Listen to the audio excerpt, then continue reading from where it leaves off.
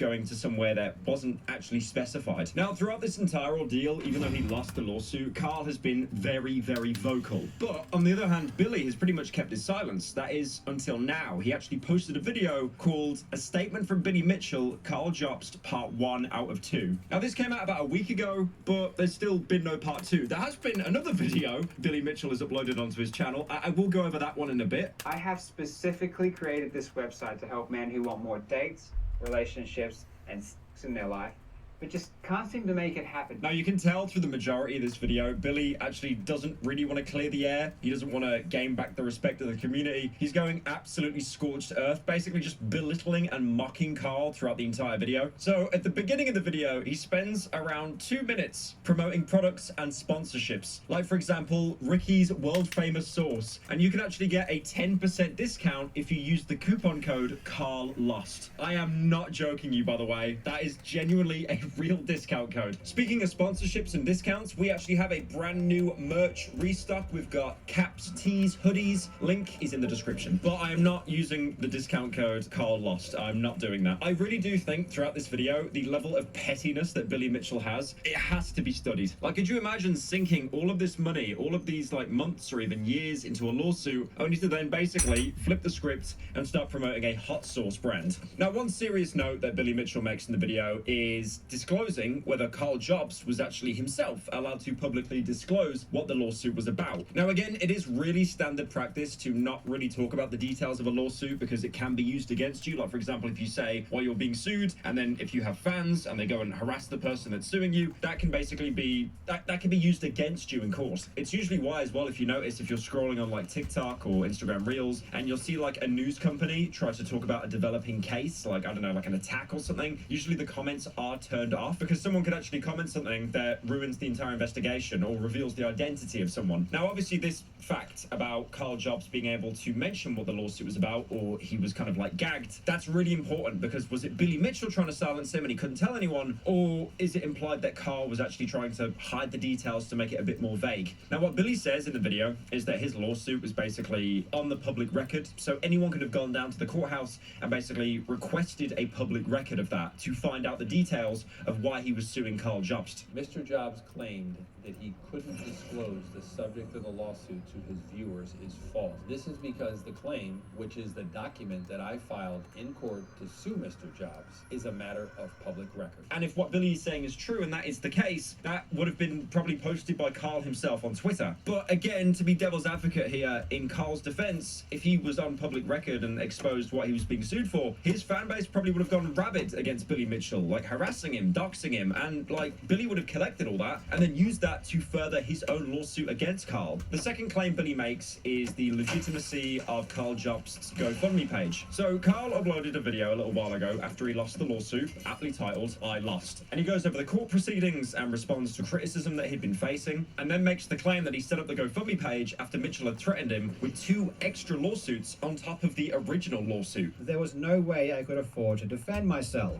I had Billy Mitchell, the guy who had already sued multiple people for exposing his cheating and who had already sued me once before, telling me he was going to sue me 2 more times. And the reasons were insane. They were obvious abuses of the legal system. I felt I had no choice but to create a GoFundMe. Now, Billy responded to this claim by basically saying that the lawsuit did not resolve at a mediation between the two, between Billy and Carl, which was the grounds for concerns until Billy then turned it into a second lawsuit. Mr. Jobs and I were scheduled for mandatory mediation in the already existing lawsuit, one and only lawsuit. Before the mediation, my lawyers emailed his lawyers a copy of a legal complaint related to the concerns notice, and my lawyers said that I would proceed with the complaint unless the current lawsuit resolved at the mediation. And then Billy apparently chose to not continue with the concerns despite the advice that his lawyers gave him. The current lawsuit did not resolve, but I chose not to begin a second lawsuit.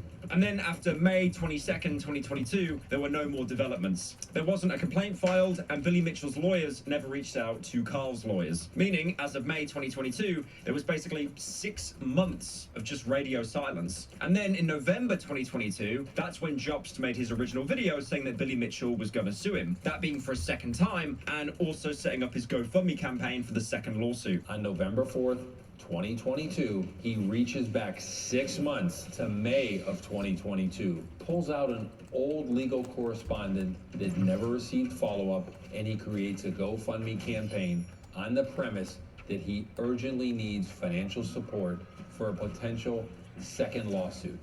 Carl, I do not accept the fact that you generally woke up 6 months after the last correspondence, and also after your financial support ran out from Notch, and you suddenly felt the need to crowdfund Almost done. for a potential second lawsuit.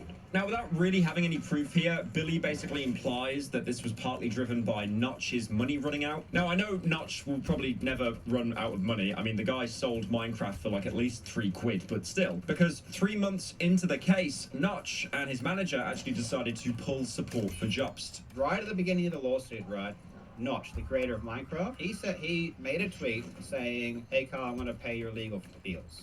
I'll pay all your legal bills." And I'm like, "Hell yeah, that's awesome." And then I messaged him and I'm like, "Are you sure about that, man? You sure you want to pay my legal bills?" He's like, "Yep, I want to go through with it." He got me in contact with his manager, and then she started paying my legal bills. And like 3 months in, the manager's like, "We want to stop supporting you." And then with all these kind of game theories that he had, Billy Mitchell basically implies that the second and third lawsuits didn't go through, but Jobst used them to lie in order to fund his ongoing lawsuit. You obviously knew the second lawsuit was not coming, or at the very least, you were unsure if it ever was. You created a GoFundMe campaign with the knowledge and intent to fund the existing lawsuit on false premises. Period. End of paragraph. Now again, there is like no proof shown of this at all. It is literally just Billy Mitchell saying words in a YouTube video. Now the next claim that Billy Mitchell makes is a little bit weak, so I'm not really going to spend too much time on it. He basically argues that because Jobst testified under oath that he doesn't believe a single word that comes out of Billy Mitchell's mouth, then Jobst was apparently lying about the concerns surrounding the possibility of a second and third lawsuit. Mr. Jobs testified under oath at trial,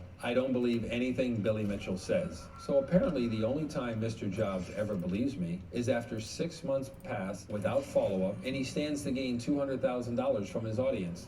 In my opinion, the irony of Mr. Jobs' behavior here is that this misleading and disingenuous behavior is the exact type of behavior that he attacks people for in his videos. I'm really not sure what kind of angle Billy's going for here, apart from just obviously trying to character assassinate Carl as much as possible. But I feel that unfortunately for Carl, ever since he's lost this lawsuit, he has had a drop in respect in the community. He still has an incredibly huge and loyal fan base, but I feel like Billy's kind of using this as a way to kind of get in and make that small wound that Carl has as large as possible now. Then he spends the rest of the video discussing what he believes Carl was flat out lying about in his I Lost video. The first one comes from Carl's wrongful usage of a clip where Mitchell says Jobst had basically a minimal effect on his life. Jobst used this clip purposely to paint Billy as an unreliable source. That's after judges took Billy Mitchell as a credible witness, taking his oral testimony as legitimate. Video in 2023 during his Twin Galaxies deposition saying that the effect I've had on him is minimal. Jeff Harris' take also caused me emotional That distress. is minimal compared to this. But if Mitchell thought that Jobst had a minimal effect on him, why would he take Jobst to court, if not to silence him? Well, Mitchell apparently claims here that this clip is taken from the deposition with Twin Galaxies, after he was discussing the effect of many YouTubers' videos, including Jobst, which called Billy Mitchell a liar and a cheater, and the effect that that had on him, not the statements that Jobst made in regards to Apollo Legend. At that moment in my deposition, I was discussing the allegations related to video games, not Apollo Legend. The questioner listed a series of individuals in lawsuits with me that all related to video games in one way or another, all while sitting in a deposition for a Twin Galaxies lawsuit. Then, when the questioner asked, Why? I said, because this is where it all began. Mitchell makes it clear here that he wasn't actually talking about Apollo Legend, but responding to the questions about his alleged cheating in video games. Billy then goes on to claim a discrepancy in Carl's claims. In his response, Jobst outright said that no one was responsible for Apollo Legend's decision to end his own life other than Apollo Legend. I never said Billy caused Apollo's suicide, nor have I ever believed that. No one is responsible for Apollo's decision other than Apollo. If you read my words carefully, I simply laid out a sequence of events that happened one after another. I said there was a lawsuit, Apollo settled, he was in debt, though I was incorrect about the cause of the debt, he needed extra work, and he had ongoing health issues. And he also believed that Billy Mitchell never actually played a role in him taking his own life. When I said this was all too much, I was clearly referring to multiple things together. The debt, the extra work, and his health issues, all simply as existing, not as causative factors. I never stated that Mitchell's lawsuit caused or could have caused Apollo's death. Any connection someone might draw between the lawsuit and Apollo's passing goes beyond what I actually said. But then Mitchell brings up some receipts of an exchange between Jobst and Billy's barrister, where Jobst said under oath that he believes that Apollo Legend's death was caused in part by Billy Mitchell. Well, let me show you in an exchange that occurred between my barrister and Mr. Jobs while he was on the witness stand at trial. Here, Mr. Jobs is saying to the court, to the judge, that he did in fact believe that I was a factor in Apollo Legend's decisions. And before you ask,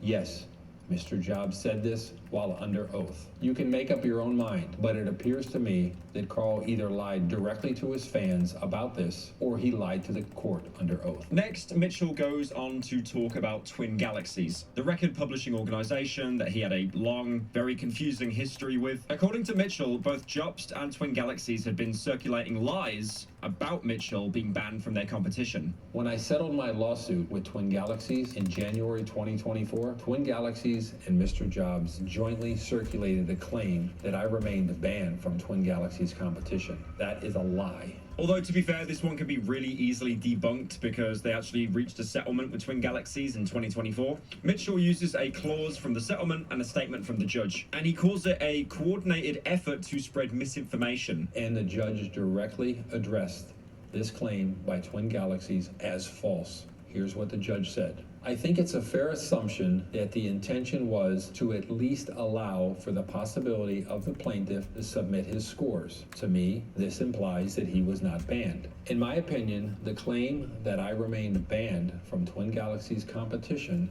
was a coordinated effort by Mr. Jobs and Twin Galaxies to spread misinformation. Then goes on to explain why he won't submit scores to Twin Galaxy and provides a pretty ruthless takedown of their organization. But with that said, I will not be submitting any scores to Twin Galaxies because it has no authority. It has no purpose. At this point, Twin Galaxies is only relevant for its history. Today, Twin Galaxies has no physical place of business. It has no office. It has no in-person competition, no employees, no referees, no industry experts. In fact, Twin Galaxies today is one guy with no industry experience that runs a website from his apartment. He stands on nothing but the hard work and achievement of those who came before him and thinks money can buy him credibility. And finally, the big one. Billy goes into explicit detail about the infamous Donkey Kong photo. If you don't remember this photo, it is infamous, and it's basically one of the reasons why so many YouTubers started to make videos on Billy Mitchell. The argument, basically, if you look at the picture, you can see that the joystick in the back is not part of the original arcade machine for Donkey Kong, which goes against the rules for record holders. Like, this could have been a modified or emulated machine, possibly giving Billy some kind of advantage. Some people even went on to say that this was an 8-directional stick rather than the machine's stock 4-directional stick. That would give Billy way more control of movements and platforming. Now, Billy does not deny that the machine was modified, but he says because it was back in 2007, there was actually no written rules for competitive Donkey Kong. The joystick was compliant with the rules. In 2007, there was no written rules for competitive Donkey Kong. He said the general rule of thumb for getting one of these records was to use an original machine or hardware that replicated the original machine as a functional equivalent. However, the general rule for all games was to use the original machine with a manufacturer's hardware or hardware that constitutes a like-for-like exchange is a functional equivalent. For example, in this case, If a four-way joystick installed by the manufacturer broke, you may install and use a different four-way joystick. That is why the joystick was compliant with the rule. It's a little bit of techno babble there. It's a little bit kind of, well, I didn't use the original machine, but it's close enough. Now, the main justification that Mitchell has here is basically saying that the companies that made these machines, they just stopped making replacement parts. And he even goes on to say that nowadays, people that get Donkey Kong World Records, they usually don't do it on original machines. In fact, even today, Donkey Kong World Records occur with non-original hardware inside the control panel, based upon a like-for-like exchange rule, both the joystick and the button. Mr. Job also levies the claim that the joystick was an 8-way joystick, not a 4-way joystick. He also bizarrely claps back at Jobst and apparently his lack of knowledge on joysticks. Mitchell says that any joystick can be a 4 or an 8-way directional. It just depends on the restrictor plates that are put within the machine. I don't think he understands how the arcade machine joysticks work. Any joystick may be any number of ways based upon how it is installed. It doesn't matter who the manufacturer of the joystick is. It doesn't matter what the manual says. It all depends on the restrictor plates inside of the arcade machine, which are not visible from the outside. In this instance, it was a 4-way joystick. Mitchell then went on to say that basically both Twin Galaxies and Carl have had the chance to use this evidence against him in court as proof of his cheating, but neither of them have actually ever been successful. If Mr. Jobs' joystick claim was true, then both him and Twin Galaxies would have walked into court, would have shown the photo, and won their case. Instead, neither Mr. Jobs nor Twin Galaxies ever attempted to use this photo at any point in the trial or even in preparation. Despite the claim from Mr. Jobs that this photo was some kind of a smoking gun, his decision not to use it speaks volumes. Now, one way I did not ever think this video would end is Billy basically calling Carl a manlet, mocking him for the fact that he is 5'7". Carl, I'm 6'6". I don't need to do anything to look taller. I've taken thousands of photos of different types with fans since 1982. Some very serious, some nothing but fun. Meanwhile, you're 5'7". Cope harder.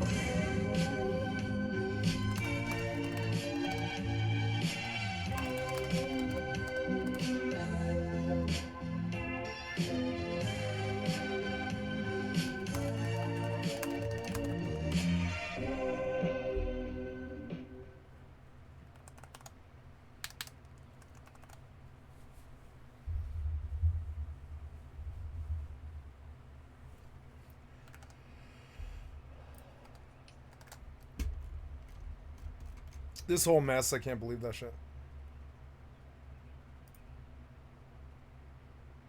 Hello, guys and gals. Would you ever, like, shoot somebody in the head over a copyright strike on YouTube? You know, if I flashbanged you just now, it's because I saw something last night that actually just, like, blew my mind. I'm still actually trying to process what I've seen. Now, I've tussled with a few personalities on this platform. I've had my arguments. I've had my fair share.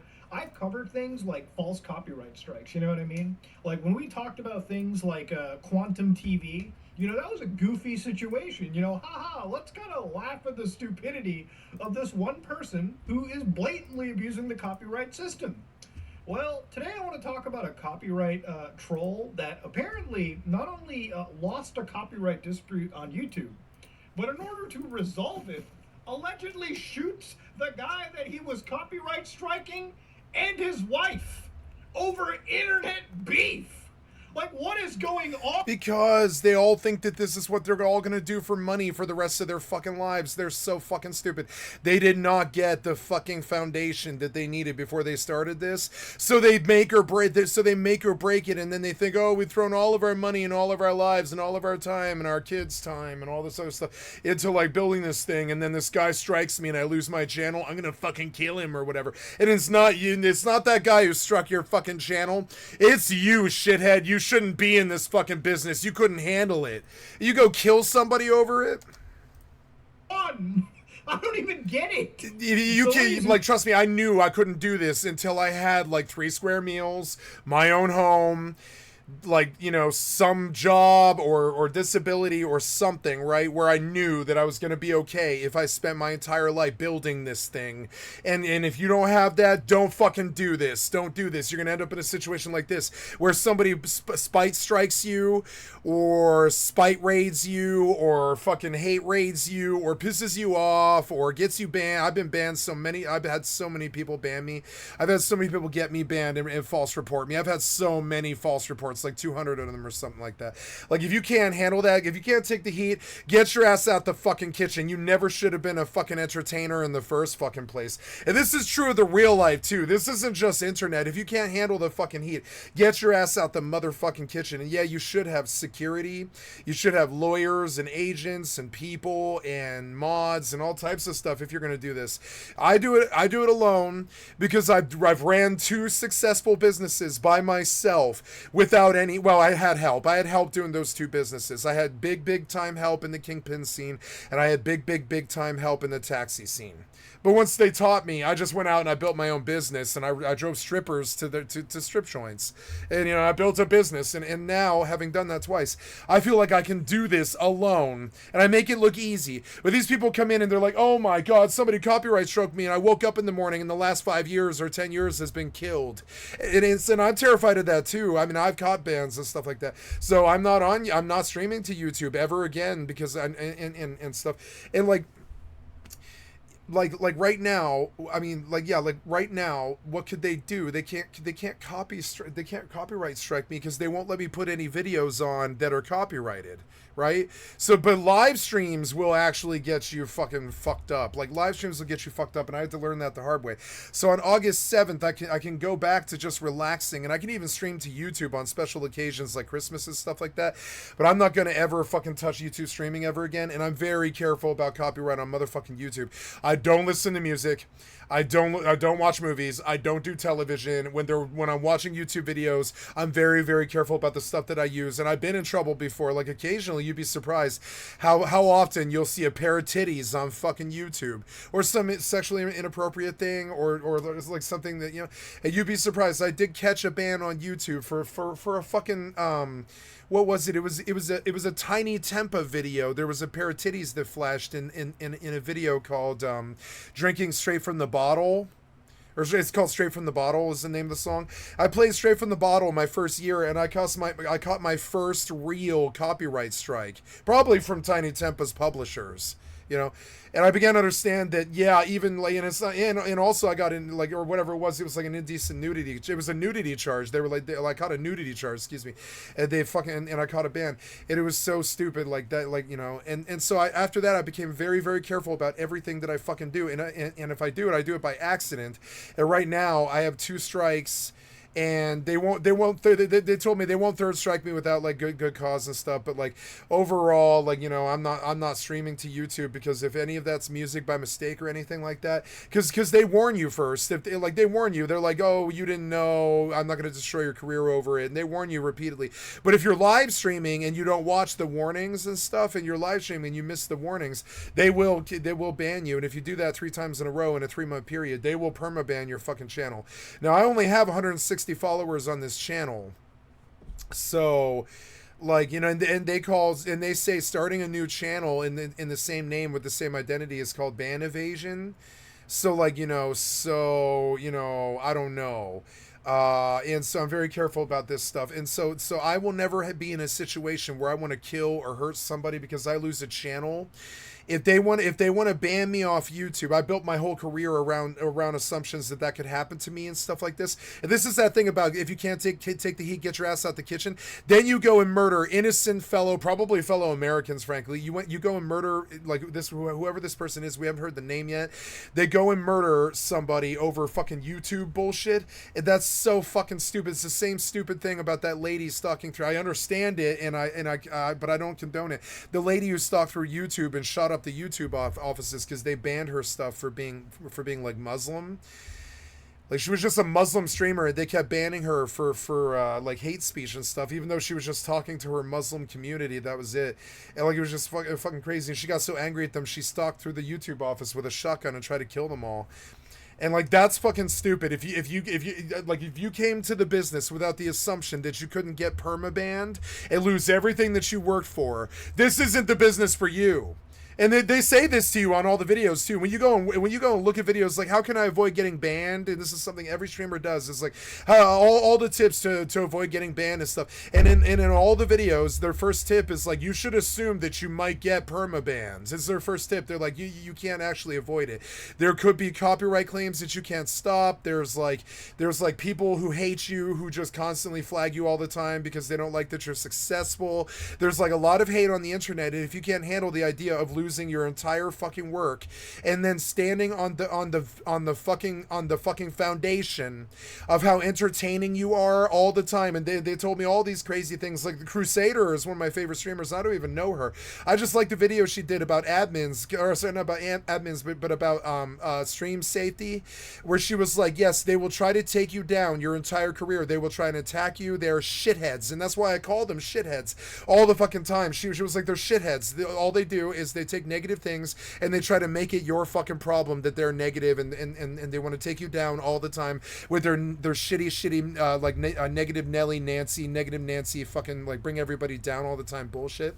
And she was like, if you can't handle that, then you don't belong here. And then that same day, I saw Devin Nash for the first time, and Devin Nash was saying things on the same sort of advice videos where he was like, if you get banned, if you're a streamer and you get banned, or if you're a content creator and you get banned and that's the end of your fucking career, you don't belong here. You were never entertaining enough to just build another career right out of another channel. And like, if you can stand on your entertainer skills and keep people entertained 24/7 and keep building channels and stuff, it doesn't matter what they do to you, and they will do it to you. They will ban. Like Asmongold got banned. He full blown got banned like 5 times, like fucking full blown like permaban, like lost his channel. And it doesn't matter. He can just build back under Zach Rohr or whatever the fuck it is. And if he's entertaining and people like him, it's more harmful for a creator like me who's only got a few thousand like acknowledgement or whatever you want to call it, like follows or whatever. It's way more damaging to me if they ban me than it is somebody like Asmongold, because he's already established and they'll just follow him when he rebuilds a new channel, and the whole drama is part of him rebuilding even more popularity and all this stuff.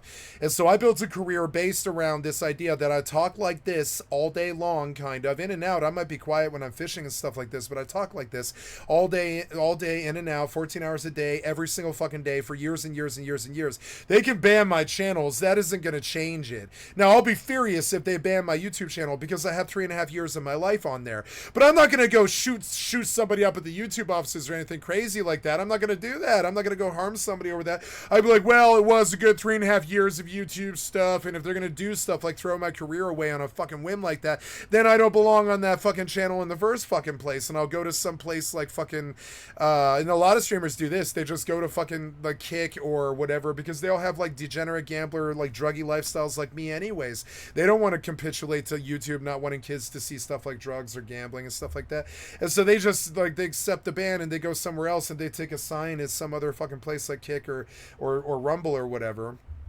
And I'm not afraid of that either. I'm not afraid of going to Kick and Twitch permanently and playing music 24/7, good music and like television and stuff in the background and living like a normal person, right? I'm not afraid of them banning my YouTube channel, but it would be a fucking shame if they take 3.5 years of my fucking life and throw it away because I accidentally played some music on my fucking channel or whatever. So I'm walking on eggshells and I'm careful with them, but already you can tell, like probably if I appeal, they'll be very, very sympathetic to me when they see that I have 2,600 fucking videos and probably all I did was upload 4 seconds of some song that I wasn't really aware was like some kind of DMCA or something like that. So I'm very fucking careful. I'm very fucking careful. But honestly, I don't care. All of these sites are kind of dying anyways. YouTube is not dying, so I would be angry if I lost my YouTube presence that I spent the last 3.5 years building.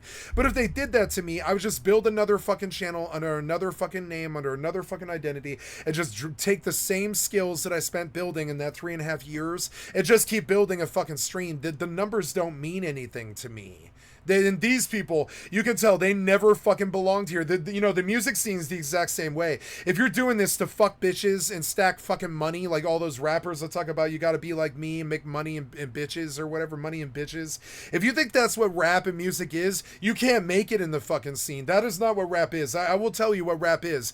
It's that thing that they talked about when they tried to call Drake a child molester. It's like that mood that he sells.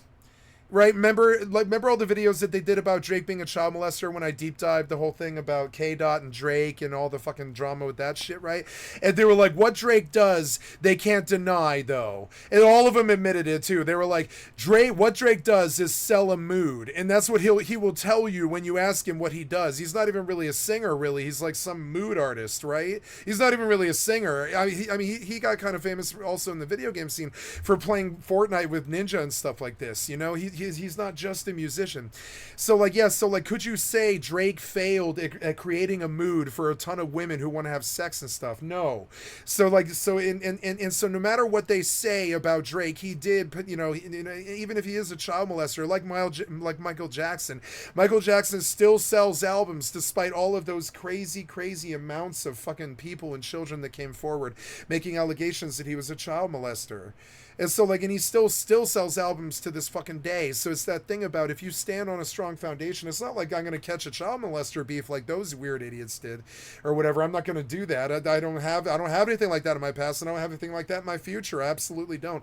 So, I have no concern about that. What I'm concerned about is YouTube throwing away 3.5 years of my blood, sweat, and tears on a whim. But see, if they're going to do that to me, then I don't belong on YouTube. See, and I know that they could do that to me, and they could do that to me this summer, and I expect it. I expect it, basically. I expect it. Now, I'll be pleasantly surprised if it doesn't, but that's how I live this stream, because I can take the heat, and I can be a kingpin, and I can be a fucking entrepreneur, and I can build businesses, and I can be a millionaire, and all this other stuff, because if your ass can't take the fucking heat, you don't belong in the kitchen.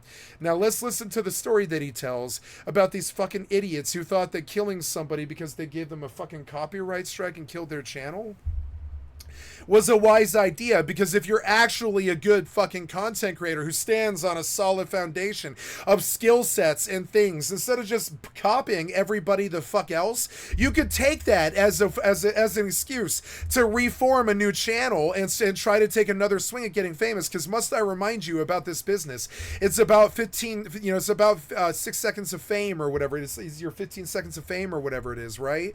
So if you build a new channel, I'm not that afraid of that. I just would be very angry because I didn't back up all the fucking videos. So if they were to ban my channel this summer because they accidentally streamed some music to my channel or something, which they told me they wouldn't, they were like, we will, your third appeal we will take very, very, very seriously, and we will take very close look. They say this in the chat. They're like in the warnings and in how they treat you. They're like, if you catch a third strike, we will take that with great grave seriousness and stuff, and we will really examine what you did, but the algorithm will catch you for the first 2 strikes. And they tell you this. They're like, the algorithm's protecting us on a massive scale, but we will, if there's something that actually affects your channel, we'll be here and we'll look at it. And I believe them about that. So when they come and they see that I accidentally stream 5 seconds of 9 Inch Nails or something like that on my second strike, which is why I have a second strike, but I catch a third one, they're likely to probably actually give me the appeal, probably, especially if it's not an N-word or something fucked up like that, right? So so I'm not that worried about YouTube. I think we're gonna have a good relationship throughout the years. I think they're gonna treat me well, and I'm gonna treat them well, because they're not idiots. They're not idiots. They won't do stupid shit like that to me. Now, this person, they copied somebody. They caught a copyright strike because they're not OG original. They're not coming up with their own content like I'm doing right the fuck right now as I copy his. Now, I copy his content, but see, I'm not trying to attack this guy. I'm trying to empower him by showing him on my channel and debuting him like he's a gem that we can all worship and stuff. And so I'm not doing injustice to him. I'm not trying to take him down like Jack's Films and SS Sniper Wolf and all this other shit. I'm not trying to fight with people like these other fucking people. And if they kill my channels, I don't care. But to me, it's exactly like an MMO. Once you played an MMO for 3.5 years, the same way that you built a stream for 3.5 years, you're better at the game. I'm better at the game. I'm doing it right now. The content I'm supplying right now is better than I've ever done in my life before, because I'm getting better every day that passes by at my lifelong career. I'm just getting better at it. It's easier for me to just run. It's not like and this isn't filler either. I'm talking about stuff that actually matters, like how I'm getting getting better and stuff. It's not filler, you know? And so this thing about somebody cancels you, so you kill them is like you are a scrub, and it's not a bad player. It's not a bad game. It's a bad player, right? You're saying like when somebody copyright strikes you, it's because the game is bad, right? But no, it's not a bad game. It's like a bad player. Like somebody was yelling like bad game. This game is trash yesterday about New World, and I was like, no, not bad game, bad player. And that's the thing about streaming. If you catch a perma ban, first of all, I've never been perma-banned, so I don't know how it feels.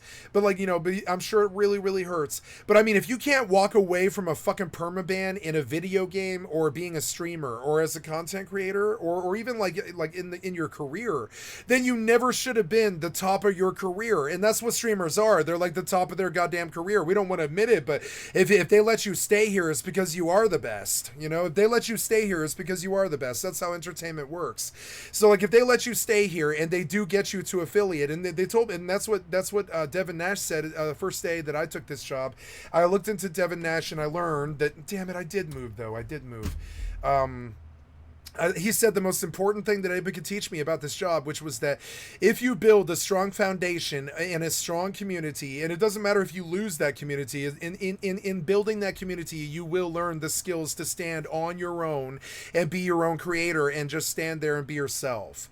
And this was extremely valuable for me to learn, because then if YouTube bans me, if Twitch bans me, if fucking Kick bans me, I just go reform as something else and I build even stronger, and I don't lose that experience of what I did. And now I might lose money. Some of these people, they're making like millions, and they could lose millions. Like Asmongold could lose millions if they just instant ban his channel. So he would care a lot more about losing his channel than I would. But then I would care a lot more than he would, because I have more videos than him.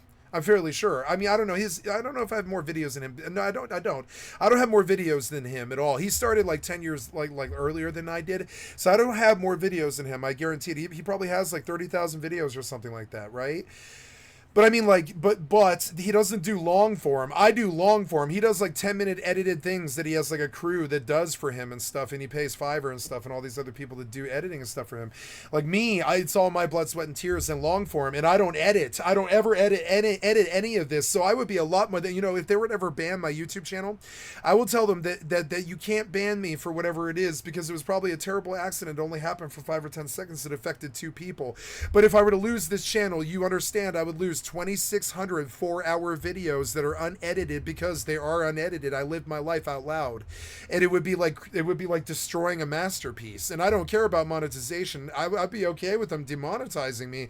I don't care about that. What I would beg them, like, please don't ban me, just demonetize me. I don't need any money off these fucking videos, but they are works of art. They are my life. They are Truman Show.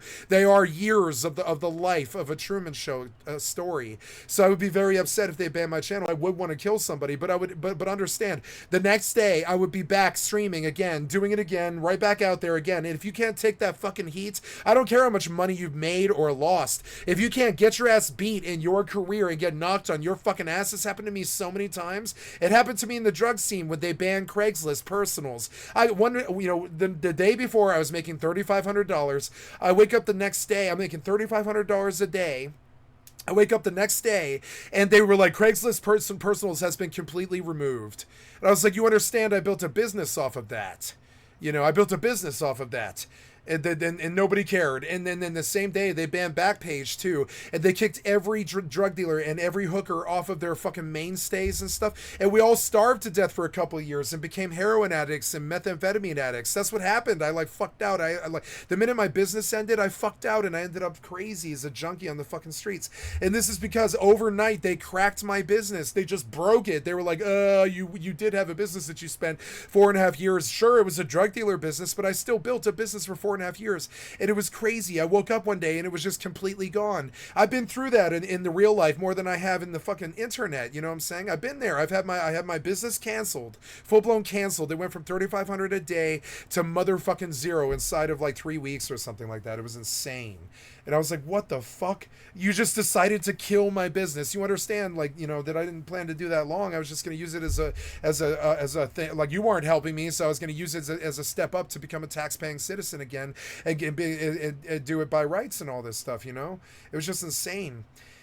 And so like, you know, and now I don't care if they break me. You couldn't ever break me. I'll just rename myself as something else, like Catalysta or something like that, and go back and start again. When I started, I think I was, you know, when I started, I believe I was like Skycat 514 or something like that. Who cares what my fucking name is? And the lessons that these people from Novo taught me are very, very strong, you know? Gentlemen, let me start off, okay? Last night on Sunday, in the beautiful city of Las Vegas, in the state of Nevada, in the country of the United States of America, there was people walking around the Bellagio Casino. Now, if you've never been to the Bellagio Hotel Casino, beautiful place, right kind of at the center of the ritzy side of the actual Las Vegas Strip. You know, where people go and they gamble their money away. Maybe I should go apply to Novo and be like, would you guys do a charity case? Because I don't want to talk to anybody.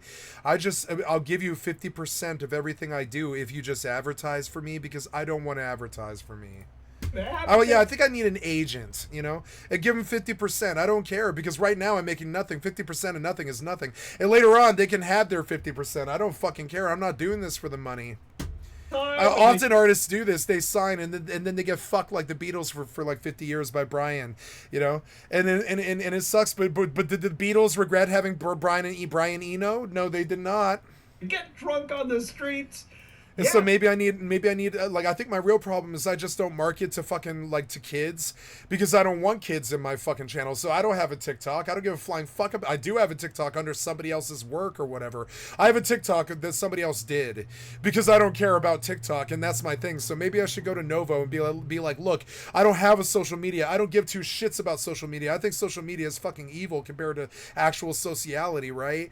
And like, so I refuse to do that. Can you somehow do a package for me, and I'll pay you 50% of everything that I make if you just advertise for me, and I'll sit there all day every day, and I'll sign a contract and I promise you to work 14 hours a day every single fucking day for at least 26 days a month. And they're gonna be like, no shot, you're gonna give us 50% for basically just for a slave contract. And I'd be like, yeah, I'll give you 50% if you do the advertising, because I won't do the advertising. Dude, like Skycat fan on TikTok or whatever, yeah, was this Skycatlive fan on TikTok and stuff, is doing more work for me in advertising as an enemy than I'm doing for myself as a friend. And I liked it. I was like, oh good, somebody else put my name out there. That's good, because I'm sure as fuck not doing it. That's work that takes me away from being this. I'm not doing that. I don't think Asmongold did that either. I don't think Asmongold did that. I think somebody begged him to do it. Well, you know what I'm saying? I'm fairly sure. And people think that Asmongold was rich and famous overnight. No. In his 7th year, he did become rich overnight, but it took 7 years. I know, because I saw him 5.5 years before he was ever famous in a Legion video, trying to teach us how to do a one-shot macro for Sin Rogue, and at the start of Legion, and I thought, man, I could see doing videos like that, because a one-shot macro for Sin Rogue is hilarious. It has death from above, so it's hilarious. Like, it's the most funny burst damage that's ever happened in World of Warcraft.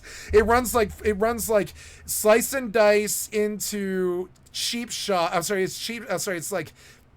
It's cheap shot into kidney into slice and dice 5-point into dump pre-med and precipitation into a 5-point rupture, and then you death from above. And it was like a 1-button macro, and it killed everything in the game. It didn't matter if they were gladiator. It didn't matter. I killed so many fucking gladiators with that. It didn't matter what the fuck it was. It just spun it up. And Asmongold taught me that, and I'll never forget it. And I'll never but I'll never forget this. Asmongold was not famous in Legion when he did that one-shot Sin Rogue macro video for Legion, right? Legion Sin Rogue one-shot macro guide. You can go Google it right now. It's on YouTube. I don't need to go look for it. I know it's there.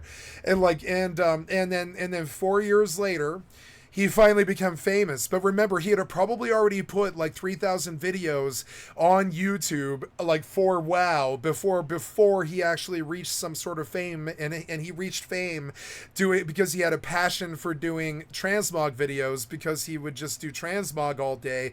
That's what he does instead of having a life, is he built transmog all day. I know, I went through that same phase myself, but then I donated all the mini pets and all the fucking transmog away to my twos partner, to one of my best friends, because I was like, I can't value this video game shit more than real life anymore. I just can't do that. And plus, they won't pay me any money for it, so fuck it, you know.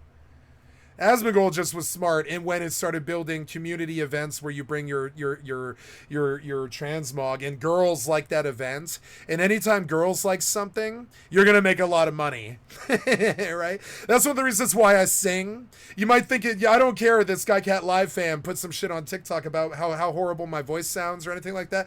I don't care because I know I sound good half the time at least, you know. So and I sing for the girlies. And I hope that the girlies stay in the channel. I do. I really do. I sing for the girlies like Elvis. You know I do it at least like a quarter of the time or something like this. I sing like Elvis for the fucking girlies if I can.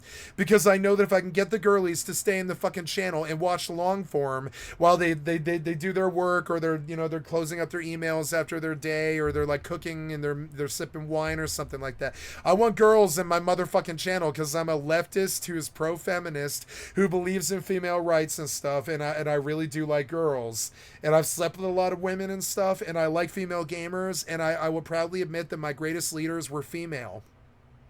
My greatest Link Shell leaders and my greatest WoW leaders were all female, and I will represent females in the fucking community. I'm full of it. I'm full of estrogen myself. You can see it from my man tits and stuff. I'm full of fucking estrogen and full of feminine energy and stuff, and so I cultivate that on my channel. And one of the reasons that I do this is not because I care about money, but I do care about the history surviving. So if I want the history to survive, I sing for the girlies because they'll preserve me. They'll make sure that I live, that my work lives, that has some kind of viewership. I'm fairly sure that's who's watching me right now anyways.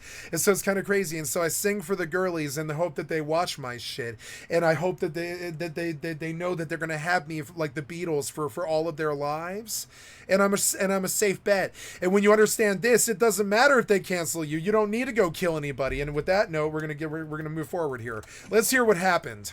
Just minding his own business. With that foundation that I build of like singing for the girlies and playing every single game that's good in the MMO lifestyle and talking about the MMO lifestyle and admitting that it's not a bad habit and that some of us really live this shit and the kids aren't the only ones who are up at night and all this other stuff, right? And so I build that foundation, I build that career, and maybe someday, like Field of Dreams, if I build it, they will come. And I don't wait for it, and I don't expect them, and I cuss out the developers and I scare them away, and I tell them I don't want kids and all this other stuff, and I tell them that I prefer women over men and leftists over rightists and all this other stuff, and I skew my channel in different directions that I'm not afraid to do, and I try to be a pioneer in a world full of copycats and all this other stuff.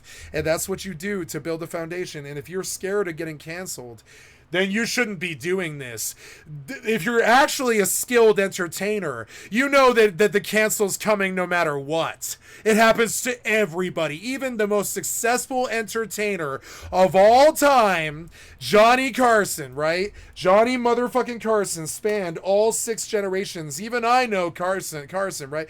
Johnny Carson eventually got canceled by God. By God, he died, right? No matter what, you get canceled. And this is how you should look at streaming and providing content and all this stuff, right? No matter what, you can get canceled. And if it isn't from somebody else, it'll be from God. God in some act of nature. Or your fucking fans or whatever, your community. They will cancel you. One of the 3 will cancel you. It is inevitable. Cancellation's going to happen. If you're living your life, you're going to shoot somebody when you get canceled, then this is not the business for you. This is not the business for you. It doesn't matter how much money you lose. Maybe your spouse leaves you when you get canceled, or maybe you catch some weird fucking beef or something. It doesn't matter what the like Hassan and Ethan or whatever, where it just descends into actual fighting. No matter what happens, if you weren't ready to fall from that great height like Icarus, then you shouldn't fly with the wings on your feet. Then you weren't a good streamer. Just him and his wife. I think I repeated myself enough times. It's a really important lesson to fucking learn that I think I verbalized better than motherfucking Devin Nash. I think I did. I verbalized it better. I think I did. So anyways, I've got to piss, guys. I'm terribly sorry, but I'll be right back. All right. And they just end up getting shot in the head. So in this clip, a YouTuber known as Finny the Legend, yes, Finny the Legend, was just minding his own business with his wife and gets shot right in the head. Now, I'm obviously not gonna show you the clip of this happening. I'm not even gonna like bring this up. I'm not gonna present what happened. But I saw this happen last night, and I was genuinely very blown away. Now in the clip, this like 4 foot tall like Ewok walks into the entire clip and decides to fire a few rounds into Finny the Legend. And you know, the thing about this is he does this while the guy is live streaming, and turns out this man is also a pretty prominent YouTuber in that IRL like daily live streaming space. So I decided to look further into it, and obviously Finny the Legend, is a man that has, or used to have, 4,000 subscribers on the internet. And a year ago, there was one video posted. Look at what Sin City Family, P. Manny, and Julie did to me. The copyright video. Remember, this is a whole year ago. And the thing about it is, this is also like beef. So, okay, I got another thing to say too about the secret, right? About the secret, right? So this, and I'm gonna hit you with some old guy wisdom. Whether or not you believe in the secret, which is this, secret is this, is a simple thing. What you put out to the universe is what you get back. So if you put hate and negativity out to the fucking universe, that's all you're ever gonna get back. If you put positivity and love, like I do, I mean, I put some hate out there to the devs, but I do that because I want change in a positive way. I'm playing with the alchemy, you know? So like, but I am positive most of the fucking time, and this is one of the reasons why I have like 3,000 follows and shit. And so here's another tip. It's old head wisdom, right? Old head wisdom is this, is if you live in fear of something, it doesn't matter what it is, but let's call it cancellation, for instance. If you live in fear of something like cancellation, you will be canceled. You will be. It will happen. You will lose everything. If you are walking on a tight wire and you fear falling from the tight wire, you will fall from the tight wire. And this is an example of why the secret is actually a real thing. It's like a real thing. It's like provable. It's just something statistically about it. If you fear something, it will happen. It's crazy. So if you're living your life like that in fear that you might like you're protecting your channel like it's your baby, and you think everybody's out to go after your channel because it's your golden nest egg and all this stuff, guess what happens? If you put all that fear out to the fucking universe that somebody's gonna come get you, somebody's gonna hurt you. I don't have this with my stream sniper even. I don't care and I don't fear it. I don't put it out there. I don't care. I'm not, whatever. It's not. I'm not inviting it, and I don't live in fear of it. I really don't, because I don't expect. I expect mighty things. I expect greater things out of people than that. I expect better things. Like I expect people to be good, and so I live my life like that. I don't live in fear of somebody coming and killing me, and he isn't the only one who wants to do that or whatever. I don't know or whatever. It's just crazy. So. And so, like, and I didn't live in fear of the other one either. I didn't live in fear of him. I lived in fear of the damage he could do to my life because I was on probation. But I didn't live in fear of him. I lived in fear of I lived in fear of the pigs and what they could do to my life, definitely. And they did. They did, because I lived in fear of the pigs. They fucked my life, and it's proof of it's proof of the secret. So I do not live in fear. I don't think anything's gonna happen to me or my family. I don't live in fear like that. I just don't. I was very surprised when I was swatted, and I went out there and I was just as surprised as them.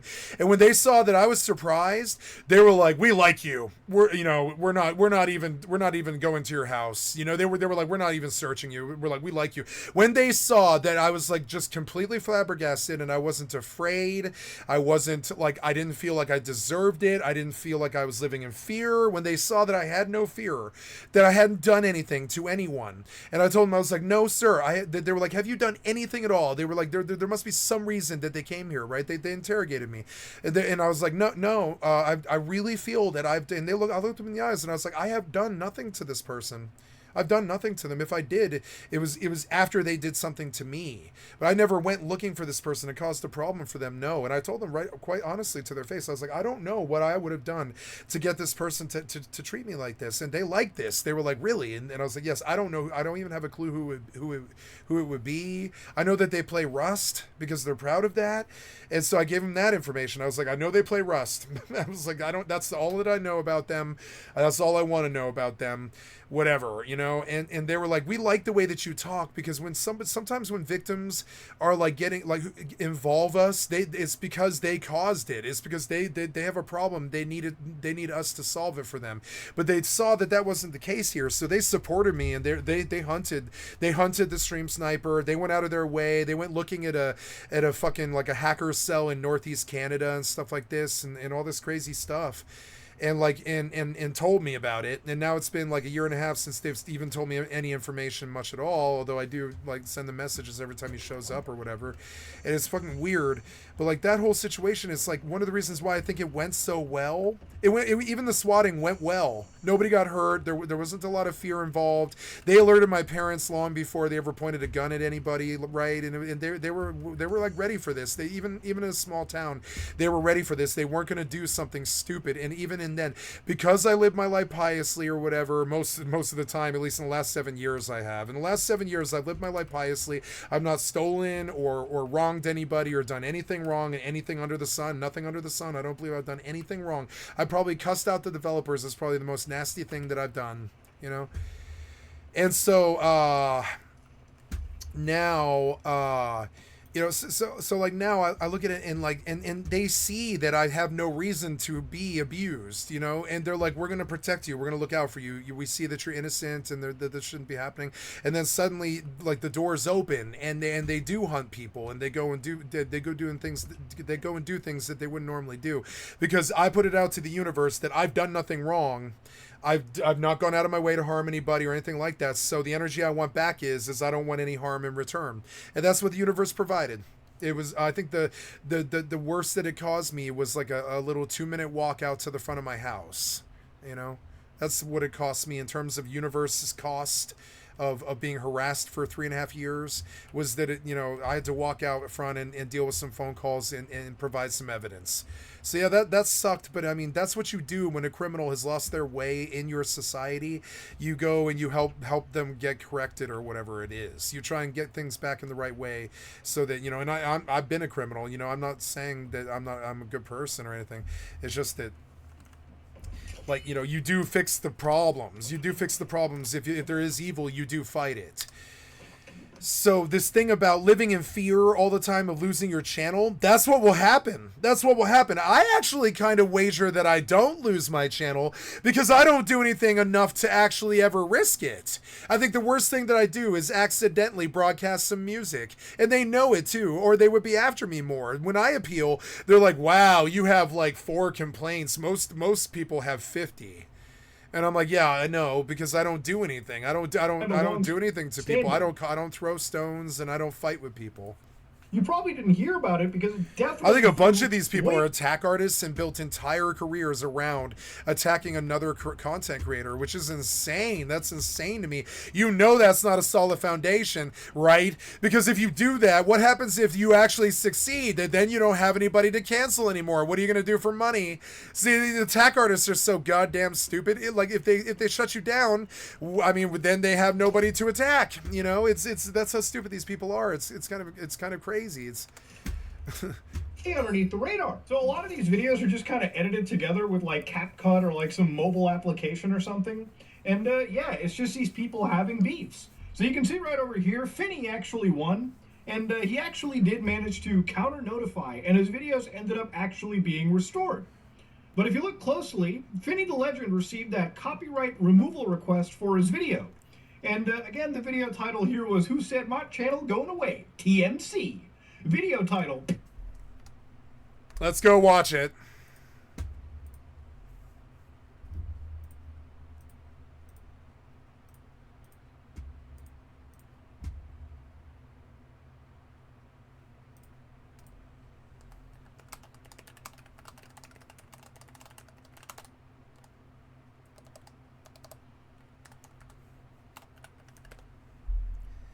This video is going to be hot. No, it's not. No, it's not. This is not a big creator, maybe.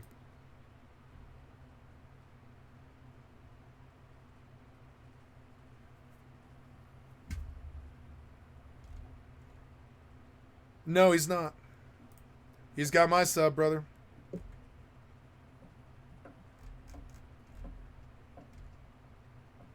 This guy got shot. There we go. Ooh, he is faded. He's way more faded than me. Hey, 75. What up, y'all? 75. We are rocking to start out our new journey.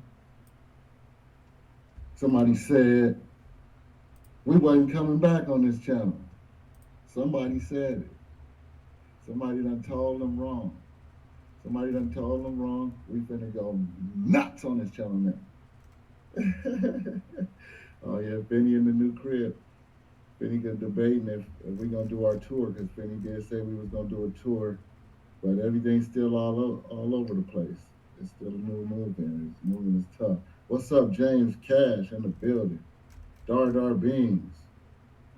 See, I don't do my job like him. He's more like a maitre d' at the opening door at the restaurant. I'm like the cook in the back who actually slaps down the steak fajitas on the fucking table. This guy, that's what streamers are. They're like the opening door, and they greet you and they talk to you like a hostess. They're like hostesses. I do this too, but I don't want that interaction, because I'm in the back in the motherfucking kitchen with 5 games running, trying to get steak fajitas that taste like fucking awesome on the fucking table every meal for the rest of our lives, right? And that's how I feel. So so the minute that I see somebody like this corresponding to the chat, I'm like, oh my fucking god, thank God I'm not a hostess, because I'm not too good with people. I mean, I am. I'm good with people. I'm really good with people, actually. I'm just not good with random people. I'm not too good with random people. I don't trust them, and I don't want to talk to them. Hey, Lynn, what up, man? I'm really good with people, though. Actually, I'm pretty good with people, though. I just love the... None of them have ever hurt me, for instance. I think most people have been punched in the face or something like that. I've never been punched in the face. I've never had anybody who wanted to do it. I'm just not like that. I am actually a very demure, sort of like non-confrontational person. I don't get in fights, you know. It's just, you know. I just love the Veronica in the building. Is he dead now? Is Finny dead? Did Finny the legend?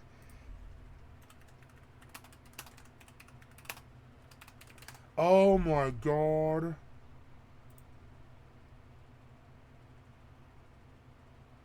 You're dead? For being a YouTube content creator?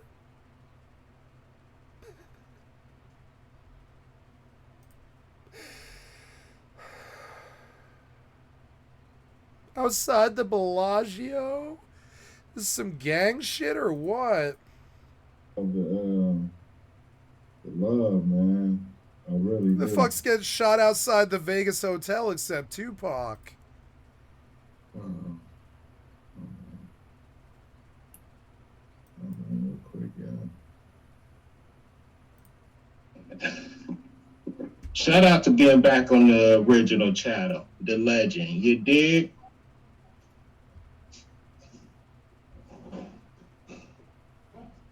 Thank you, bro. People in here. That's when you need a fucking mod, not when you got 30 people. That ain't shit to mod. That ain't even called modding when you got less than 100 people. This guy's on fire tonight, man. Jeez. He is on I don't believe these people should be content creators. fire tonight. And by these people, I mean normies.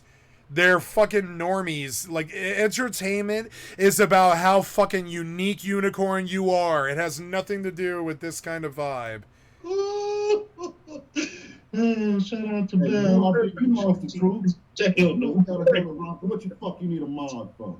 Archie, whoa, pause on that one.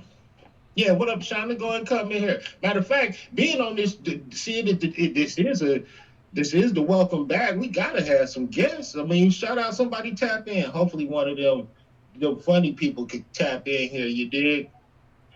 Tap in. They're like hustling people for money. The video title here was Who Said My Channel Going Away? TMC. Video title, P Manny Nobody Likes a Liar. You didn't get any my super chats. Stupid. So yeah, this is like all just beef between two entertainers showing us about the IRL worlds of Las Vegas. Now the thing about all of this is Finny actually wasn't completely innocent from antagonizing his attacker. Not saying that, you know, anytime any thing on YouTube is deserving of what had happened to him, but, you know, you look through the old live stream records and, you know, anytime you find these videos on SCF, which is the Sin City family, This is just constant A-logging, constant just, videos on, on this person. He's just constantly going at him, right? SCF deletes streams using N-word, lies about it. So this guy is just constantly clipping this dude, sharing this stuff around, and it's getting watched by like thousands of people. Like, this is just some micro warfare that's happening on the internet. And obviously all of this eventually culminated in the guy that he's calling out actually showing up and putting him down for good. But yeah, this beef, as you can see, was pretty long-standing. Literally, if you look into the live section, where, again, these people are out there streaming, and they're pretty popular on the streaming space, too. Obviously, if you look at the For You section, because I'm looking into it, he's just exposing the Sin City guy. So it's just like long-standing internet beef. So ultimately, in the end, as I showed you earlier in that clip, Manny Wise comes in. Now, YouTube has since shut down Sin City's channel, which shouldn't become a shock to anybody because, when you're allegedly, and I say allegedly because this person has not been tried in a court of law, when you're out there committing what allegedly are some pretty serious crimes like double homicide, okay, YouTube's probably going to jump in, and they don't just shut down your channel to delete the evidence. They shut down your channel, and then they probably work with local law enforcement to make sure that all the evidence that you ever gave this platform is provided right to them. So immediately I went to the good old Wayback Machine, and back from December 23rd, 2024, you can see that Sin City, or Manny Wise, on this channel has like 13,000 subscribers, so it's literally like a daily live streamer. The guy had like 179 people watching. All right, and again, they actually had a whole network of channels, okay? They had Sin City Family, Sin City Abel, Sin City Julie, Sin City Angel. Well, we can tell that there wasn't really any angels in this situation. The guy would just walk around and explore Las Vegas, and that would just be like the entire story over here, okay? But what had happened was, with enough internet beef and enough controversy between these two characters, it ended up with Manny Wise deciding to stop doing the rap game, which apparently Manny is in fact a rapper, or at least they used to. Unfortunately, because of the alleged crimes here, I can't really listen to anything over here, so, the guy decides to allegedly go out and shoot two people. It's crazy shit. It's actually the craziest thing that I've ever seen on the internet in quite a long time. Now, you may be wondering, but Muda, are the cops actually involved in this situation? Yes, the cops did actually get involved. In fact, very quickly, because it most definitely happened at the goddamn Bellagio, right? One of the biggest, populated areas on the Strip. Las Vegas Metro Police jump in. And they actually booked what appears to be a 41-year-old dumb fuck known as Manuel Ruiz, who, just decided to surrender to the actual cops, okay? He surrendered himself. And now he's facing a pretty lengthy time, if he's tried, and is guilty, in a goddamn prison cell. Now, I'm not a lawyer or anything, but what I've seen on camera, the dumbest, it's crazy because I've covered stupid people like Johnny Somali, Vitaly, and all these other stupid IRL streamers and dumb fucks. But I've never seen somebody actually kill someone on camera, on YouTube Live of all places, right? It almost feels like this is something that I would have seen on the dark web or some stupid shit like that. I would have seen it on an obscure platform, but unfortunately, this is the extent of what happens when YouTube beef gets way too far. So when you're looking at good old Manny, he's probably looking at, the idea of this being premeditated, because obviously this is something that's been brewing over what appears to be a year. Yeah, no shit, it's a premeditated hit. At least that's what I think, in my opinion. Again, I'm not a goddamn lawyer. And then, of course, you've got obviously reckless endangerment, because discharging a firearm in the public is clear and reckless, endangerment of everyone around you. And I would probably have to imagine, I would wager my left nut that the gun wasn't even lawfully possessed. Because does Manny look like the kind of guy to get a goddamn proper licensing for his gun? I don't think so. You've probably got other things the murder charges. I mean, that's the biggest piece, right? Which is, again, a alleged double homicide of a 4,000 sub YouTuber, and unfortunately what appeared to be his wife. Everything that I've seen about, these two people seemed like they were okay, pretty nice individuals. And Manny just couldn't take the internet banter, and Manny couldn't appear to at least take the fact that his copyright trolling wasn't necessarily shutting down his biggest critics. You know, there's a lot of people that criticize me on the internet, and you know, there's ranges. Like, there's people that are like, I fucking hate you, Muda, but you know, it is what it is, and I slightly dislike you, Muda. And none of those people have ever driven me to, like, you know, ever considering, you know what, I'm gonna lock and load, and I'm just gonna head on over and just go to town. Like, I'm just gonna go squat wipe my biggest critics. No, actually, I saw it amongst the stupidest IRL Vegas live streamers. One specifically that goes out of his way to just straight up allegedly shoot their shoot the people they're beefing with. Now it's funny because you kind of look at Finney's channel, and like 9 months ago he's just out there like exposing this guy, right? Chulo coming to the stage to tell the truth on Hood. Now, there's also been talk that Manny may have potentially been a live stream scammer, which I think was kind of the catalyst for what really prompted Finney to basically become his biggest online enemy.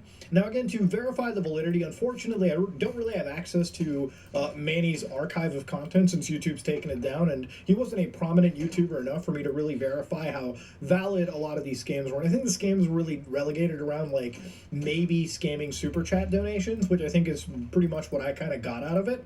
But yeah, you know, Finney was basically logging in. He was his biggest like archiver, right? And let's just be real with you, this Manny guy just couldn't take it, and he does something stupid. He shoots 2 innocent people. No matter what kind of beef you have over the internet, you should never escalate it to the point that a gun is brought in and you take somebody's life. That's just very obvious. Now, of course, obviously, you know, look, at the end of the day, this should never have happened. It's an incredibly insane level of petty beef that got, you know, a man and his wife killed over internet nonsense. Now, for Manny, Sin City, all right, this is a guy that, you know, kind of had a good thing going. You know, he had a whole channel. He had, like, you know, the super chats rolling in. You know, and obviously, look, the more popular you're going to get, look, these guys were sitting at, like, tens of thousands of subscribers. I'm sure there's probably 2 or 3 comments that come in, and, like, you'll probably end up getting, like, an A-logger or, like, a hater here and there. But, you know, I'm somebody that sits at, like, 3+ million subscribers, and I'll tell you right now, okay, I've had haters and like people since my channel has begun. Okay? Yep, me too. And sometimes it can get to you, right? Like, we're all goddamn humans. But you know, it should never get to the point that you actually act out in homicide, okay?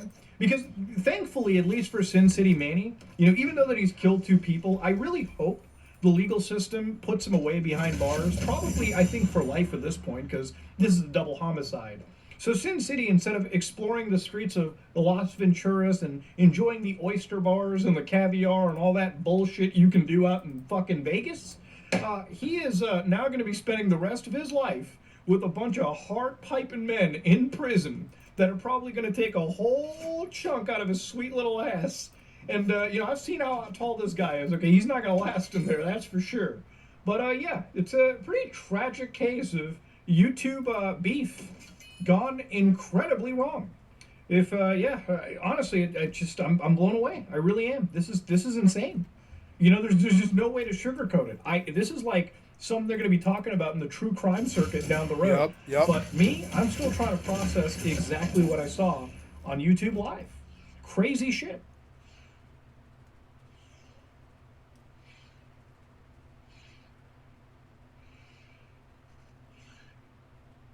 Everything but life modes. Let's try and produce some potions. Oh, good. I can go turn in. I can. I thought I had to run Amory. No? Maybe not. Maybe you don't. Alright. There's another level. You know, I have my PvP mode turned on. And I didn't know that. PvP flag enabled. I want to jump to turn in here and see if it gives me a lot of XP. I guess I don't have to run Amarine. Nice.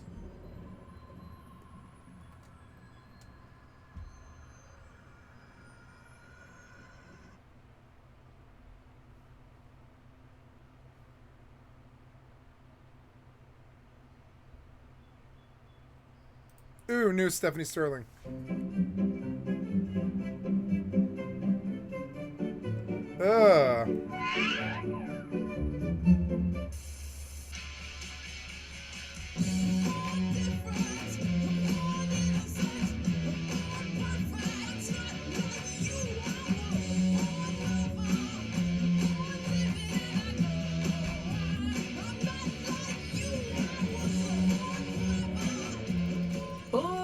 Howdy. How's about that Nintendo Switch? There, I'm 48.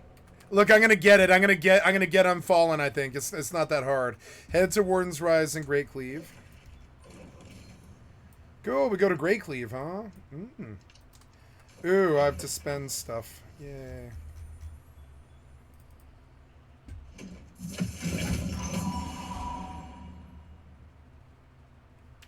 Let's go sell all those things for gold because maybe I need it. I don't know.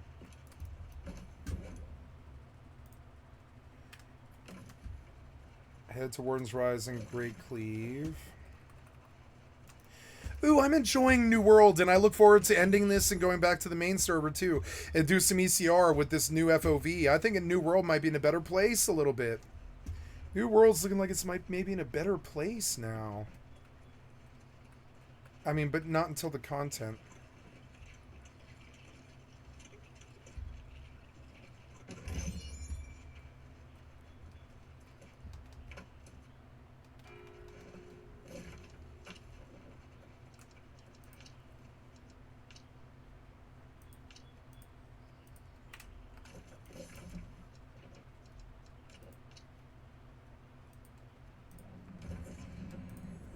Two.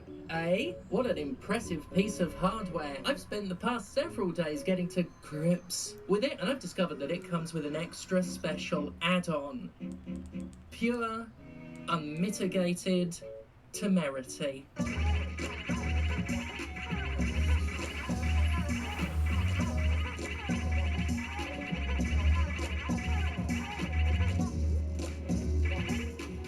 Hey gang, it's a new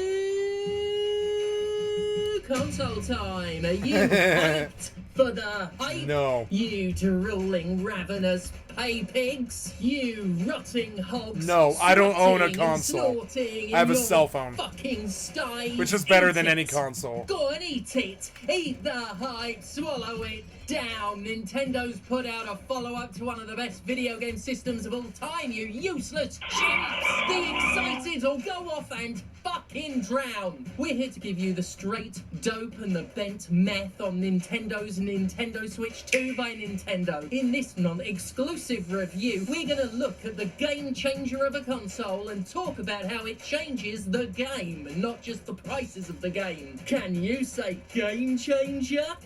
Well, can you? Say it then. Say it.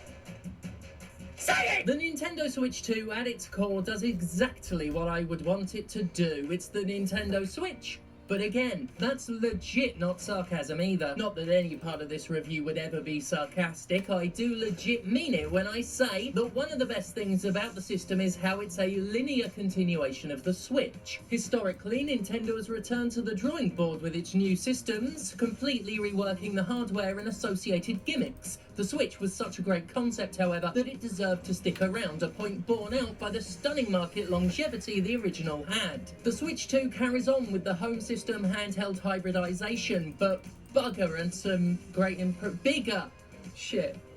How did autocorrect change that to bugger? Oh right, it's me. The Switch 2 carries on with the home system handheld hybridization, but bigger and with some improvements. The new way of attaching controllers in handheld mode is pretty great, magnetizing to the sides with a satisfying snap. Naturally, the screen is much bigger with increased resolution, but it's still being kept lightweight, certainly nowhere near as bulky as a Steam Deck. Now, the only thing that's been bulked up is the MSRP of AAA video games.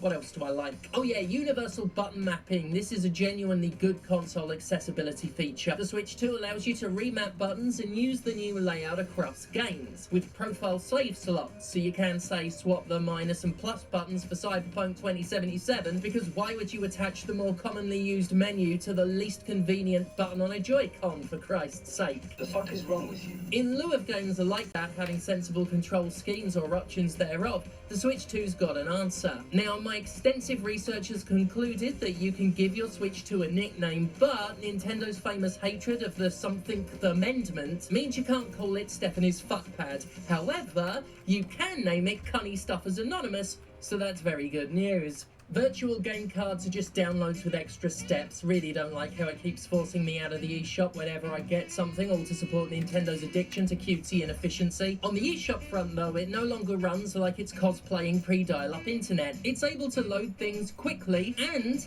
load them. Like, at all. This is great because it means quicker access to products that are doing all they can to become unaffordable to all but a handful. Oh wow, it's a way more powerful machine capable of running many more contemporary games with bumped up resolutions and frame rates. While it obviously has some focus on pure graphical power, the Switch 2 has a particular favour for performance. Not only is it capable of 120 FPS, it doesn't pull a Sony and push it like ray tracing that allegedly makes games look better, but actually doesn't because it tanks the frame rate, which literally makes a game look worse. Its clear frame rate is more important, which again, good stuff.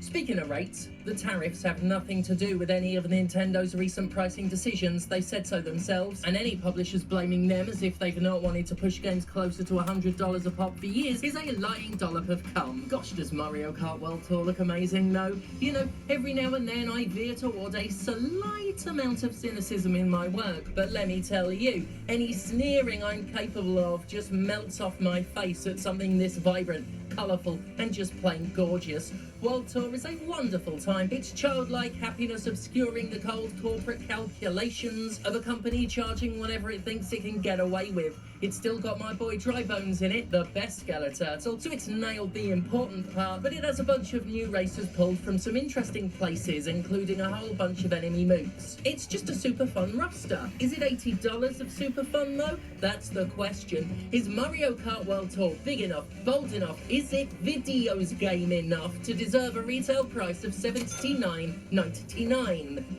Well, you know, still has Dry Bones in it, and it's got a crab. Wait, is that a lobster bike? Did they put a drivable lobster in? I thought Dry Bones was important. Wait. This is a lobster bike? Nintendo? I was wrong to ever doubt you? You were on the money, take my money. It's a lobster fucking bike. Oh, an increasing number of people can't afford to pay their power bills. The wheels are in his claws, like a little trike.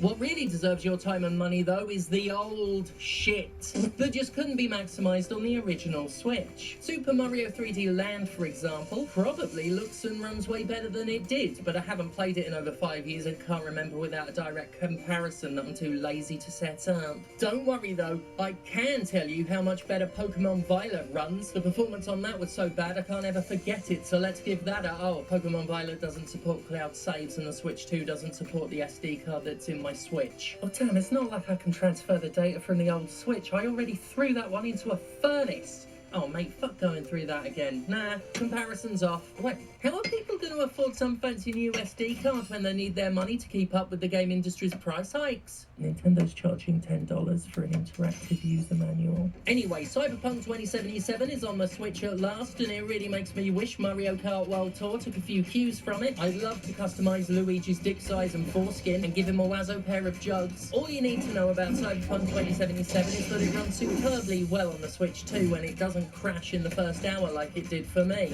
Of course, when it comes to old shit, what you really need to be hot for are the Switch games that have been given a full Switch 2 overhaul. Be hot for it! Leading the way on this is Zelda of the Zelda, which along with its sequel, Zelda 2, Zelda of the Zelda 2, has been repackaged as Zelda of the Zelda, Zelda Switch 2, Zelda Edition of the Zelda. Fuck me hard and grimily up my infernal arse if this isn't the good shit right here. It looks amazing, runs beautifully, the cost of living crisis is literally murdering people, and it plays smoother than it ever did before. It's been so good to return to Hyrule, where the weapons break only slightly more than Cyberpunk 2077 still does. Don't let the haters say otherwise, but Tears of the Thing is an absolute steal at just $79.99. If you could call a re-release of a $70 game with an $80 price tag one thing, it's a steal. An unequivocal, bona fide steal. Daylight fucking robbery. They didn't even add nipples for the extra money. As you can see, Nintendo Switch 2 The Return of Jafar is the hottest thing on the market. Almost as desirable as an apartment with reasonably affordable rent. But don't assume I've described everything this system has to offer, don't you shitting dare. No, just when you thought things couldn't be more exciting, just when the enticement looked to be at its peak, when you're as disgusted as you think it's possible to be, the Nintendo has one more trick up its sleeve to prove beyond all vag that it's the industry's premium innovator. Yeah, do you remember when I said they're charging $10 for a user manual? Brace your fucking self. I genuinely couldn't believe my eyes when I saw it, but Nintendo Switch 2 Welcome Tour is basically if Astro's Playroom replaced its charm with sterility, its platforming with Flash-era browser games, and its freeness with a price tag. Wii Sports came out with the Wii and did its job so well that to many casual users it was the Wii. Welcome Tour is sold as a separate product and is mostly a series of banal quizzes about the hardware. The thing is impressively fucking cheap. Cheap and lazy, and I wholeheartedly mean that. It is lazy. There's no hyperbole involved in the comparison to shitty browser games. This is how they chose to showcase the controller's hot, exciting new mouse properties. Dragging some fucking clip art around. It's incredible how fucking dreadful, how dated, how unimpressive Welcome Tour manages to make the Switch 2 look. The sheer gulf between what they increased the price to and what they decreased the quality to is almost like a fucking parody of capitalism. In shitification's madness, digitally enshrined. Whoever came up with this concept is an incompetent fucking tool, and I'm not even talking about the price, which I attribute more to malice than stupidity. No, this piece of garbageware literally gets everything wrong about how to design a useful tech demo. You absolutely should not present each individual component of your hardware in isolation so it can be scrutinized and held under a microscope, especially not with features that aren't guaranteed to hold up to said scrutiny. Yeah, make people spot the difference between 120 FPS and 60 FPS without even showing them side to side, even though not everyone can immediately see the difference. These are all very good ideas, you moronic fucking rifles. Welcome Tour drags not just the Switch 2, but the tech it employs down with its low-effort imbecility. Like, holy shit, the hell is this crap? What? Y'all couldn't afford the rights to use Mii's. It wasn't enough to normalise charging $80 for games in an economy that's devastated all but the corpo who ruined it. Nintendo's just tried to redefine the demo as a product for purchase. It didn't even have the flimsiest ribbon of decency to make said demo any better than a shovelware mobile game. It's beyond fucking sad that the follow-up to one of my favourite systems of all time is something I wasn't even excited about because I can't help seeing it as the harbinger of a new low for the industry. The prices for games killed my enthusiasm, and the $10 demo just sealed the miserable deal. At this stage, I can't even say I'm disappointed, because that would suggest I had any respect left for any major publisher or platform holder. There isn't a word for how I feel. It's altogether colder than anger. It's deeper than disgust. Nintendo appears to have turned fully heel with the Switch 2. The company was, of course, never anybody's friend, and it's shown itself to be plenty slimy before, but I've been in awe at just how much they've ramped things up, and so quickly, too. I think it's safe to say the old guard are out, and a new breed of executive dick wipes are in at Nintendo. Make no mistake, Satoru Iwata, Reggie Fils and me, these men were still suits. They weren't your pals, no matter how gifable they were. But they had more class than the monsters in charge now could ever have. You look like a real jerk. Well, I am a corporate executive. Not to pull a things were better back in my day before they closed the factory down and took the jelly out of pork pies, but like, things were more affordable at least. Don't listen to the clown comics who say, oh, games cost more in the past they did. Mate, I've been alive a long time. I've been on both sides of the poverty line, and I can tell you money went further back then. And we had a big used games market too, where Nintendo can set a single price for a game and then keep it costing that much forever without ever lowering. In short, the Nintendo Switch 2's temerity would get a 10 out of 10, but it's frankly off the fucking charts.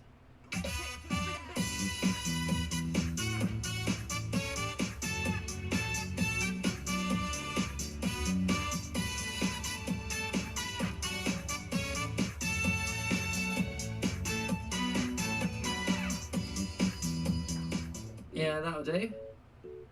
The Switch 2, innit? Videos game is horrible now. Oh, well, guess I'll go back to playing Deltarune on it. Suppose video games aren't all bad. Thank God for me.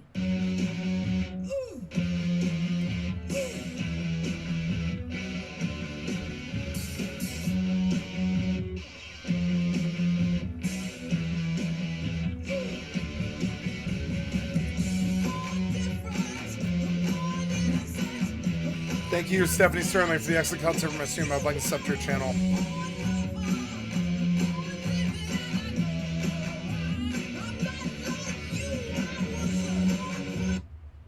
What's up, everybody?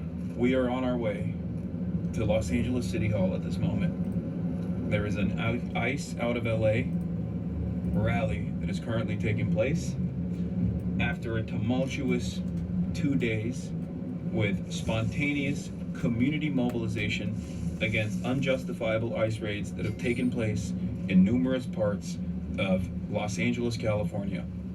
The reason why this is an interesting predicament is because Los Angeles is supposed to be a sanctuary city and California is supposed to be a sanctuary state.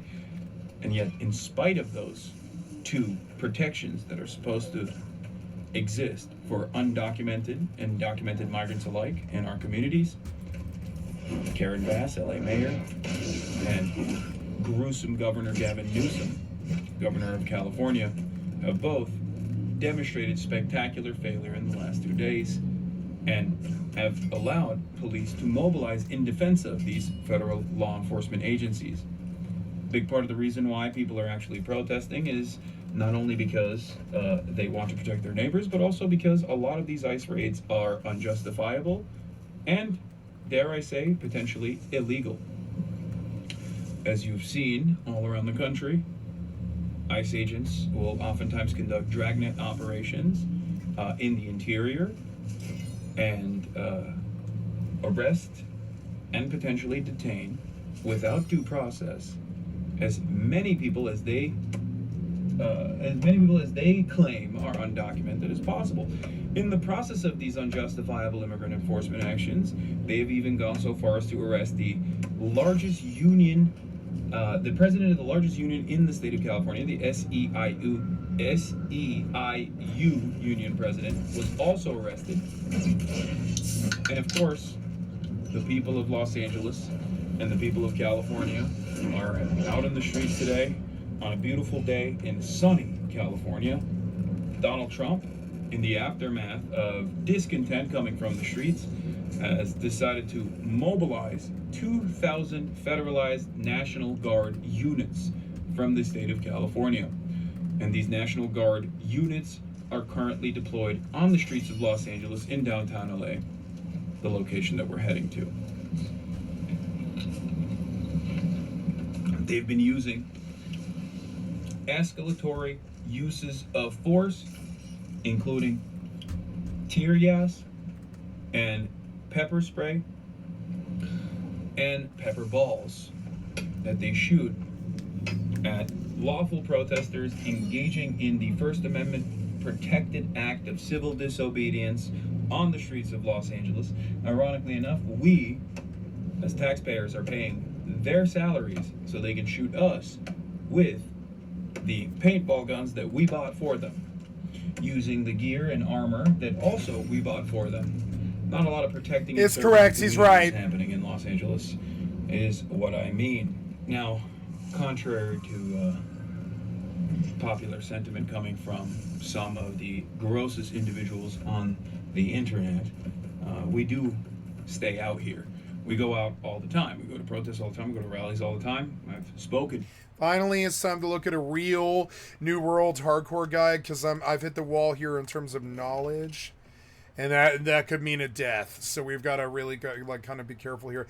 I could waste my time trying to figure out how to do this, but I don't know where to go for large chests at this level. So we'll go take a look and see if somebody's written this down to a science now. Oh, there's a new PDF. We'll have to watch that. Looking for New World hardcore leveling guide. Call it, dude. There's new Kira. Go back. I want so cue that. Cue that.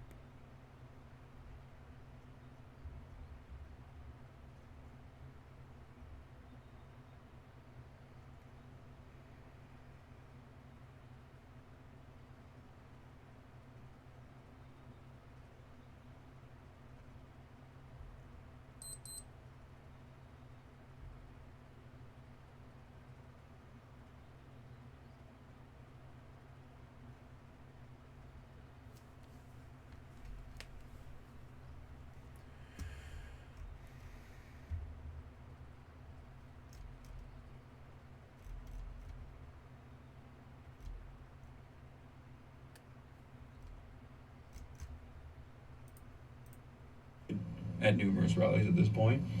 Today, we're going to try and... Oh, no, wait. I'm sorry. So I am looking for the new New World Hardcore Leveling Guide. Now, that's the one I watched, but I want to sort by view count now. Because you're recommending the wrong one. Nope. New World Hardcore Leveling Guide.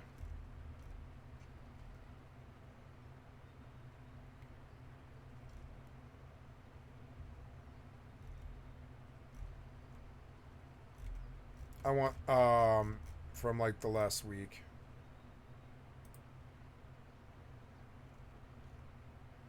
There's 2 videos out. One has 1,000 views. One has the other one.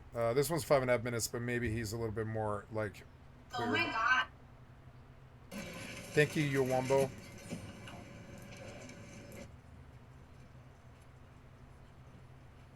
Then, you will need to either close corrupted breaches, which is the riskier way to complete this step, or catching and salvaging fish, which is the option I picked. It does take quite a few fish to get the goldenrod azurite to drop. And go to the Arcana station. A lot of named enemies. I once again did more fishing for the gold. Oops, so, okay, go back a little bit. In order to complete this next part of the quest. Once you have crafted the adventure weapons, armors, or jewels, you'll then go to the NPC to turn in your quest. Yeah, this is a better guide.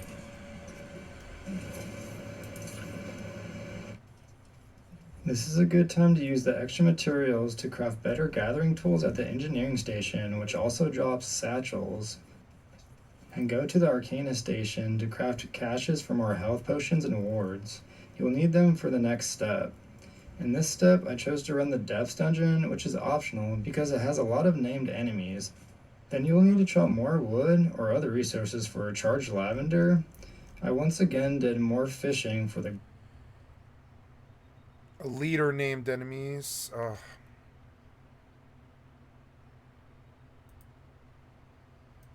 those corrupted breaches, which picked. This is also where you will need to do an amber or catching and salvaging fish, which is the option I picked. It does take quite a few fish to get the goldenrod azurite to drop. I believe this is also where you will need to do an Amarin dungeon run in order to complete this next part of the quest.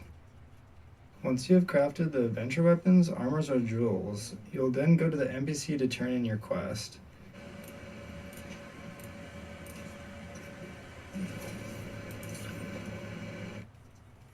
This is a good time to use the extra materials to craft better gathering tools at the engineering station, which also drops health potions and wards.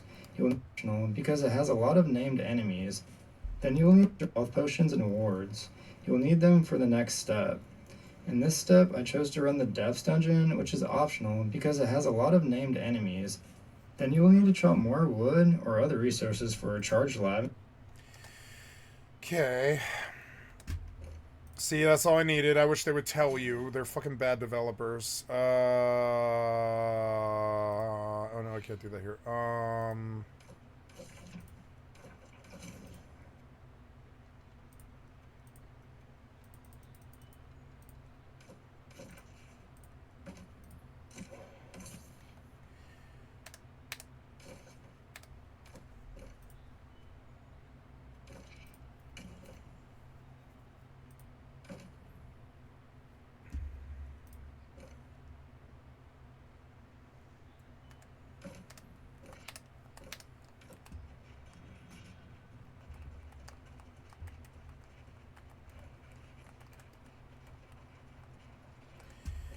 If I could get into Merc would be good. Can they stop me from going to the Shadowed Mountain?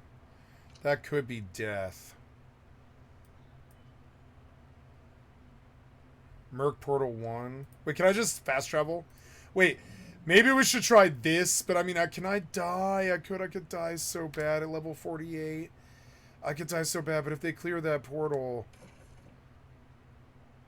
No, I could die. I'll just die. I'll die if I go. I'll die.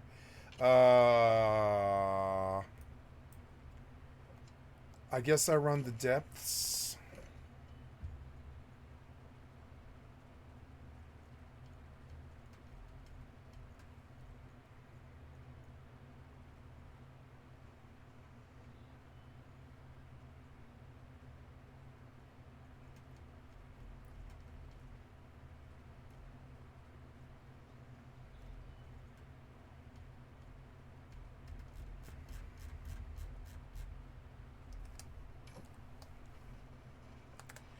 I don't even know where depths is. Oh, wait. Yes, I do. Yes, I do, I think. Let's go double check, though, before I look dumb. I'm gonna go... I think I do remember now. I do. Isn't that... Yeah, that's, like, right over there. Or no, it's... Isn't there, like, a dungeon around that corner? Or there used to be a dungeon right here, but I don't know. Maybe they changed it? I'm gonna go to where I remember it being.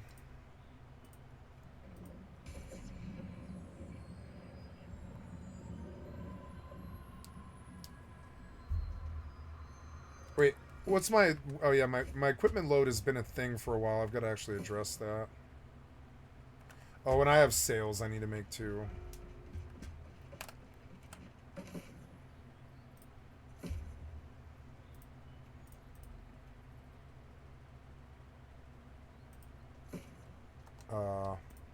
Wonder, I once Large chests. Fucking large chests. again did more fishing for the gold Nazarite, and then you'll need to loot large chests, like supply stockpiles, to complete this quest.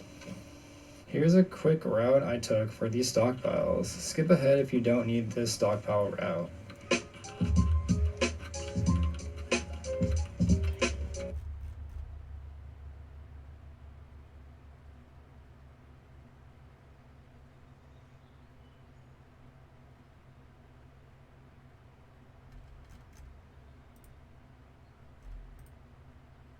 It's official. Hardcore New World is officially live, allowing us to play the game we know and love in a new, unique way.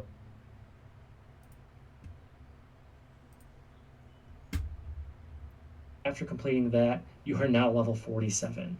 You just jumped basically over 20 levels, and now you have a ton of new attribute points, and you can, again, make sure that you redistribute your weapon mastery skills to make sure you're ready for the next fight.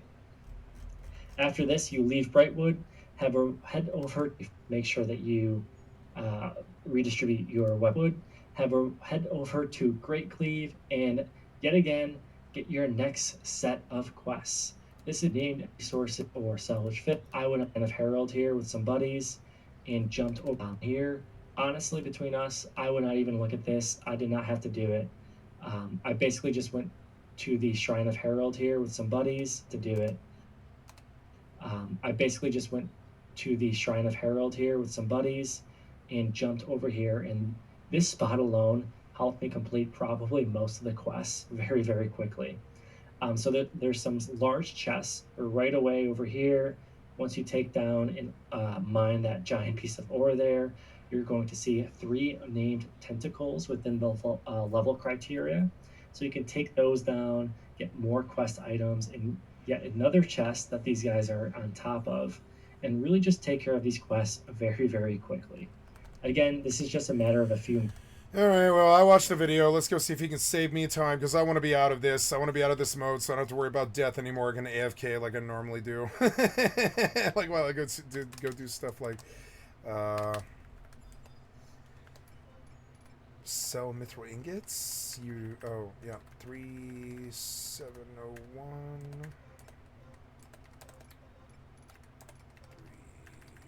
3701.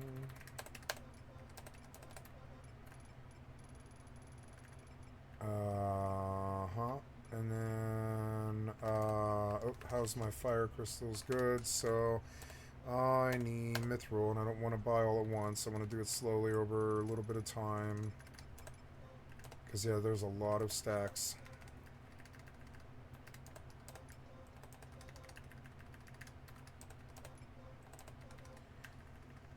Where are they getting all of these mithril beast coins at?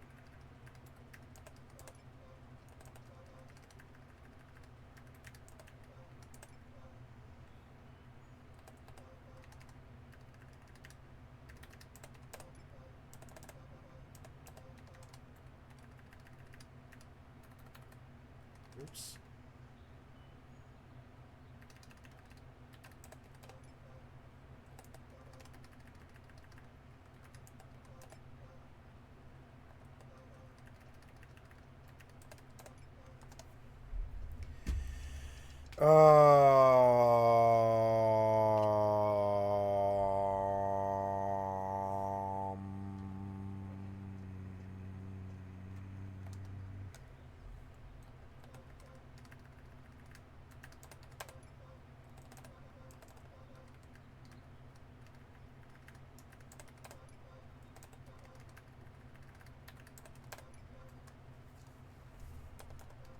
Price went up. God damn it.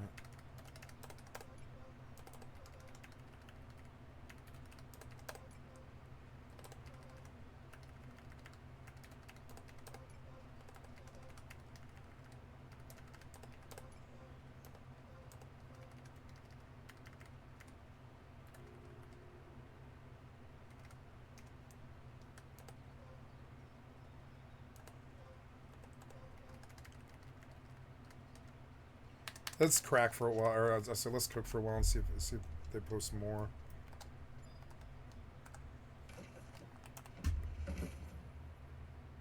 Oh, I am trying to go over to Great Cleave to Shrine of the Herald.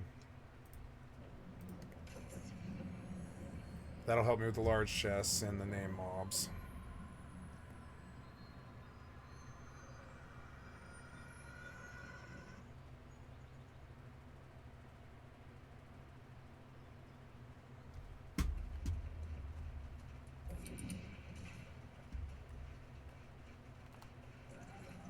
Yep.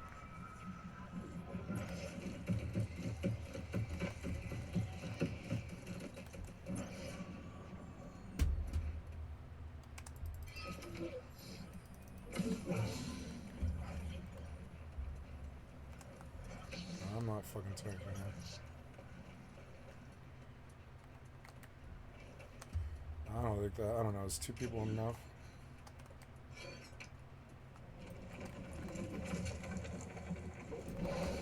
Ooh.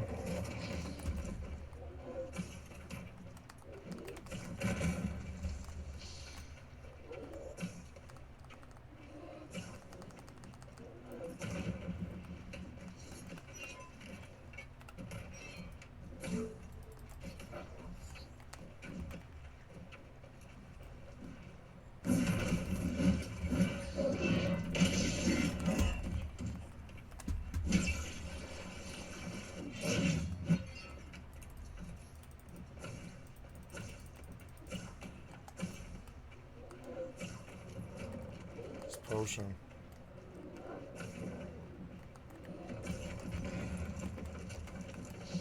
I can't target him and I don't know why.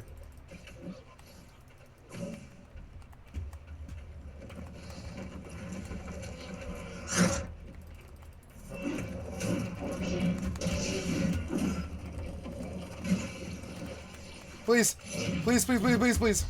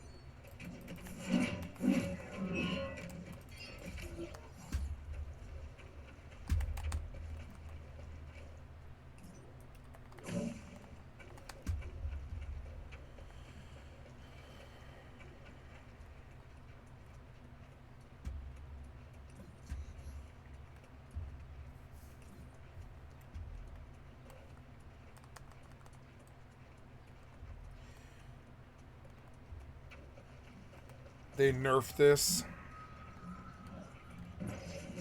I don't know, maybe there's more.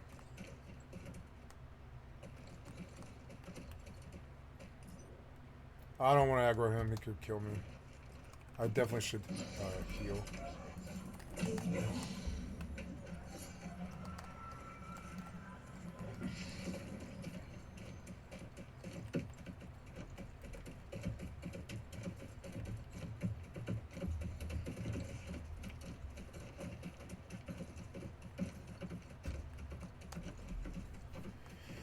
Where is there other good chests? There's like good chests in Brimstone, and if it'll let me go there. It's like you run from wall west, but I mean at this level I'll just die. So getting that large chest was helpful, and getting that named mob is helpful. But it's also wait. Oh, but I guess. So I guess I wait. Yeah, I do. If you kill him twice, then you get the credit that you need. Large chests. Yeah, I guess you could probably just run those buildings.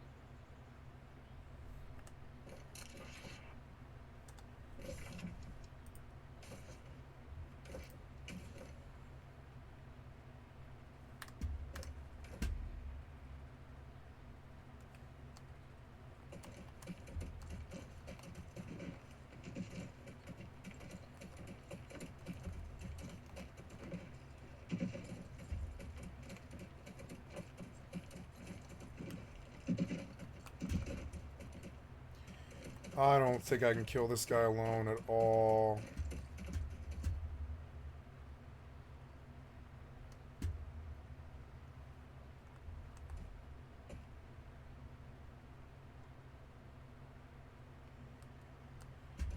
No, I'm gonna see a named enemy when I'm hunting large chests, and I'll just follow his route.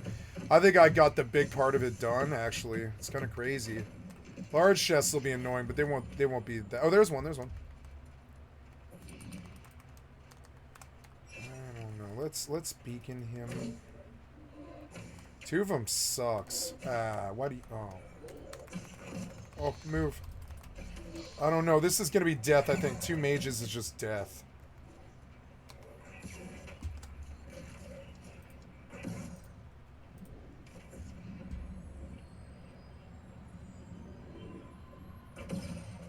Oh, please don't kill me here.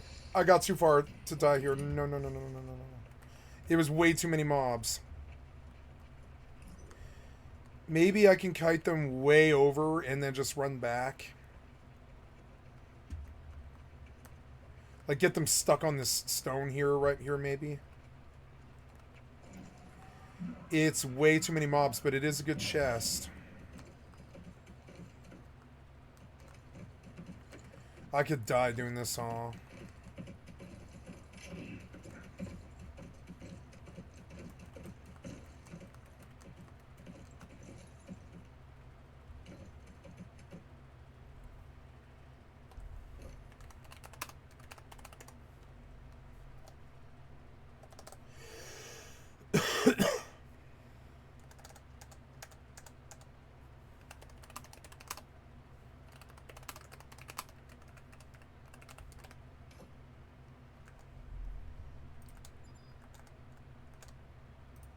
Minutes, and you'll get exactly what you need in this area.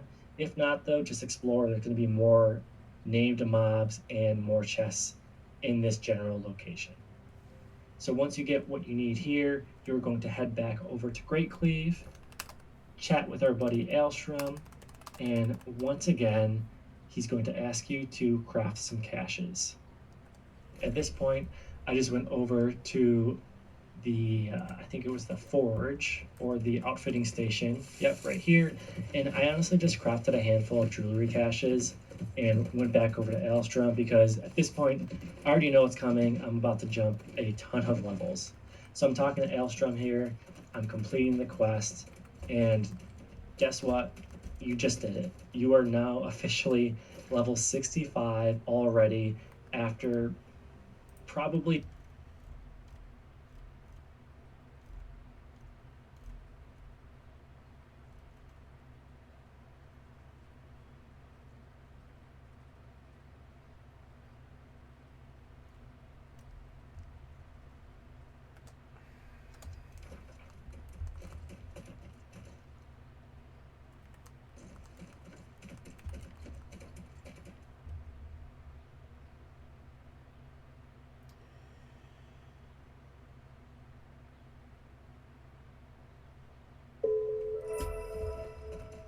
Nice, I made a sale.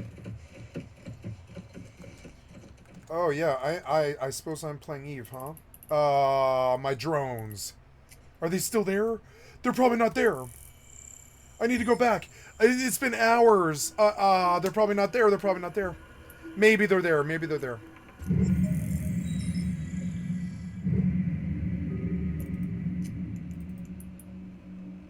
Warp drive. I mean, it's like 40 mil. It's not the end of the world, but I didn't want to lose 40 mil. I'm trying to make money, not lose it. Oh, damn it.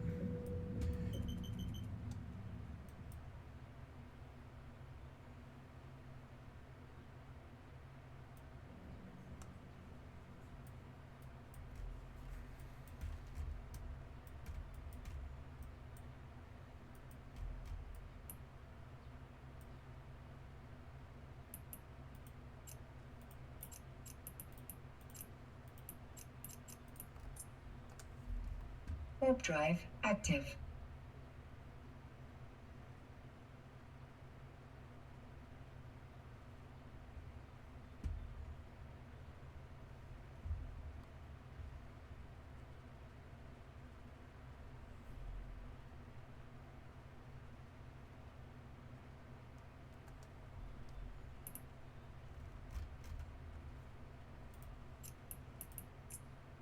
No. Oh, no, wait. Oh, no, it doesn't matter. And I got them back anyways. I did get them back. Never mind. So we're okay. We're okay. We're totally fine. We're totally fine.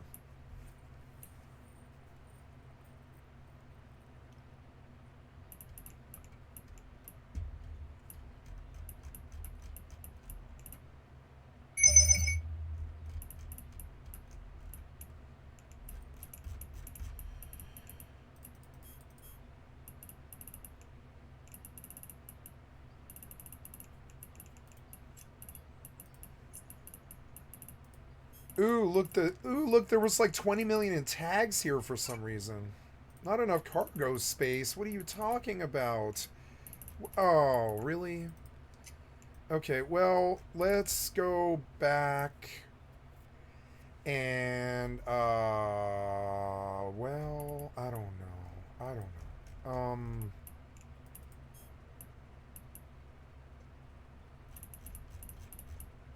It's 17 million worth of stuff. Why? Well, let's go dump, I guess.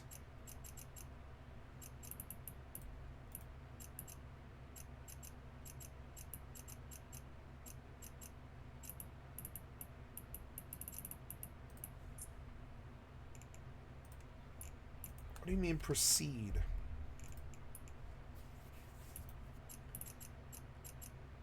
Ugh. So yeah, I guess I go dump my loot. Or no, I guess I don't know. Maybe I have a hauler. Hauler would be better. Just go get a hauler. Like a wreath. Or I could just buy a, or I could go get my... Well, I should haul this, but I should go back and get that,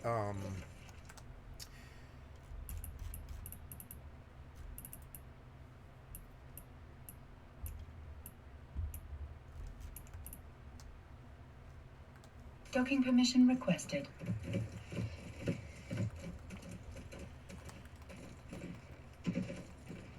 Why can't I target to heal? That was another thing. I couldn't target that guy at all. And, like, what the fuck was that? What was Docking that? request accepted.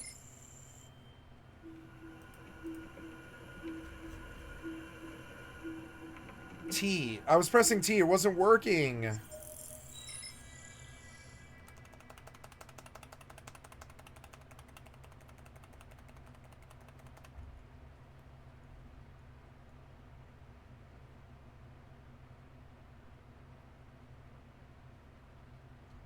No, see, there's all these like conflicting binds is why. Just get rid of that.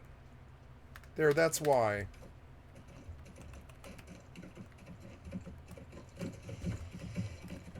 Now, he hinted that there was like more than one chest around here, but I think they nerfed this. They like responded to his video.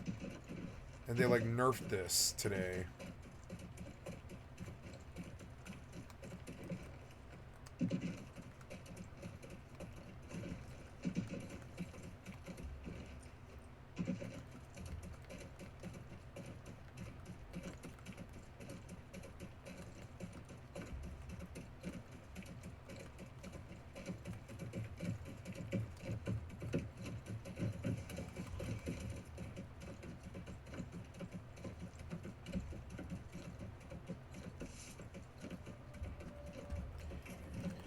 I want to risk this. I want to run them behind this.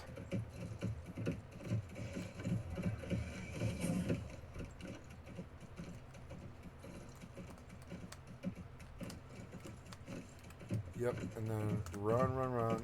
Run, run, run. Nope. Going to die. Nope. Nope. Nope. Nope. Just run. Just run. Just run, just run, just run, just run, just run, just run. I'm pretty far from where they leash. Maybe I'll live. See, I shouldn't be doing anything that I shouldn't do. You know, I really shouldn't have been doing that. And I'm definitely not going to do that again. Are they gone? No. But the tree protected me.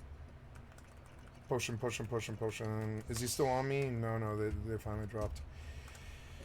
Well, I think...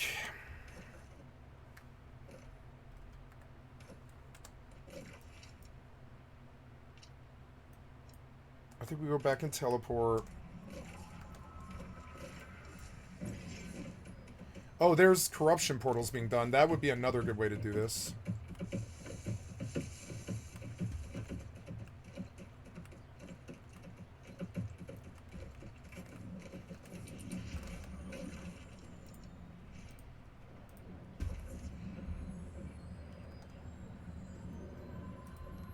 Wait. Yeah, yeah.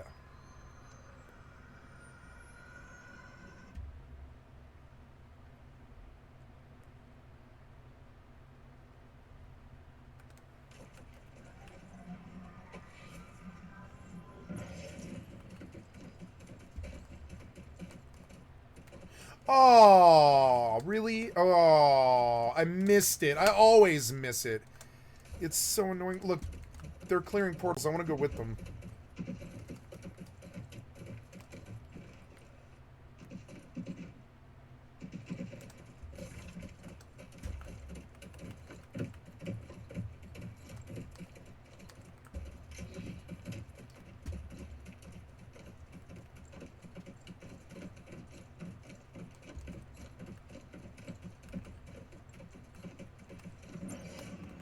What? What? Let me up.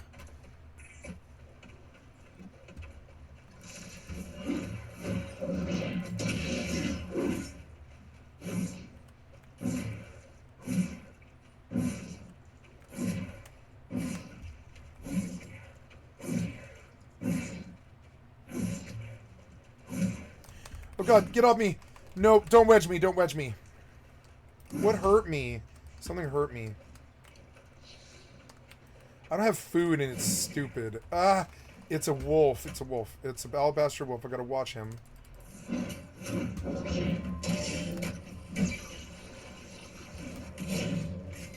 Nice.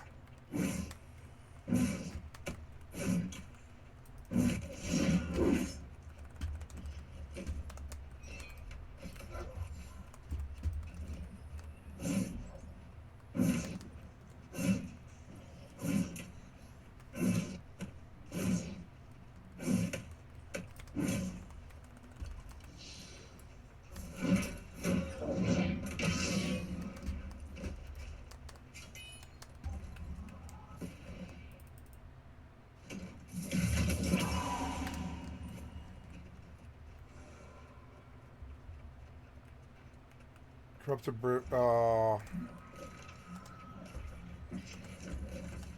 Maybe I can get name mobs from the corruption portals, though. Oh, wolves. I feel like I could die doing this. I don't know.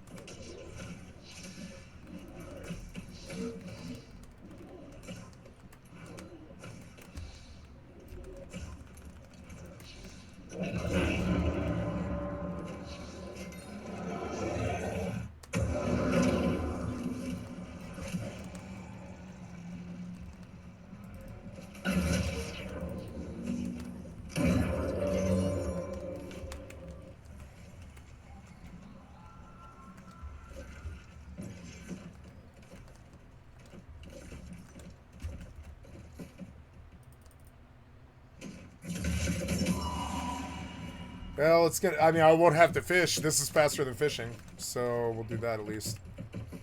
But I think it's giving me XP. I don't know. This wolf den is nasty. I've got that fear that WoW used to give me about hardcore, about things that I don't understand. Like, I don't know what I'm gonna see if I don't stay on the road.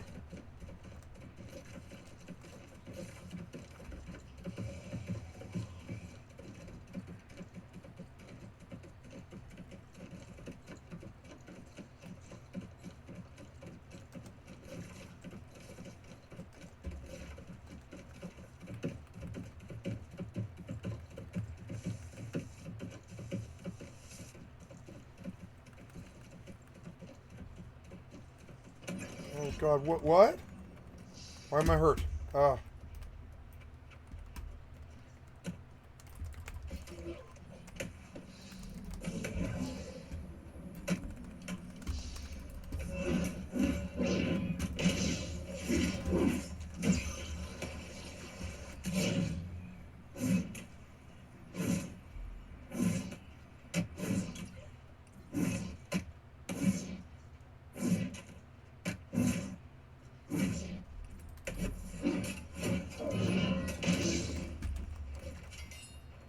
They're not running this one. I need to get out of here.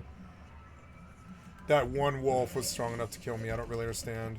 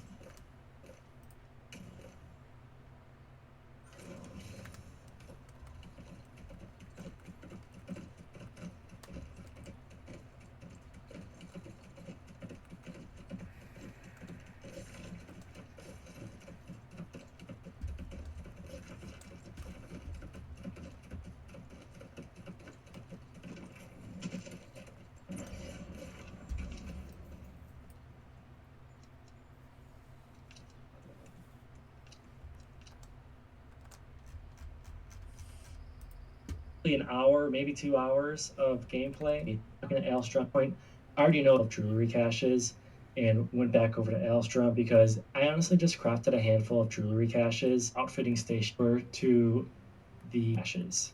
Yes. If not, though, just explore. There's going to be more named mobs and more chests in this general location. So once you get what you need here, you're going to head back over to Great Cleave, chat with our buddy Alstrom, and once again, he's going to ask you to craft some caches. At this point, I just went over to the, I think it was the forge or the outfitting station. Yep, right here.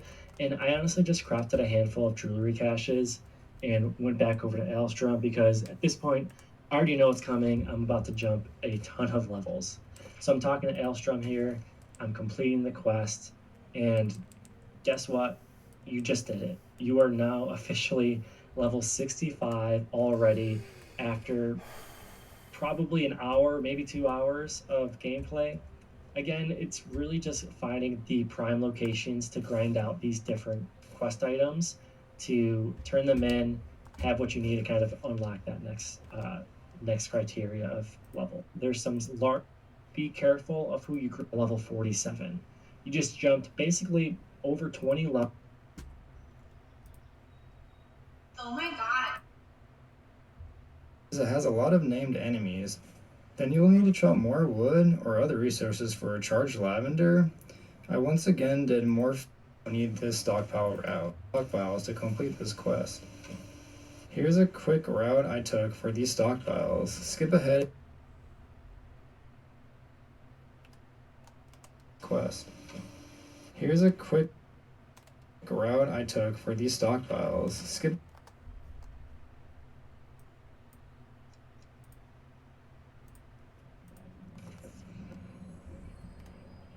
This quest. Here's a quick route.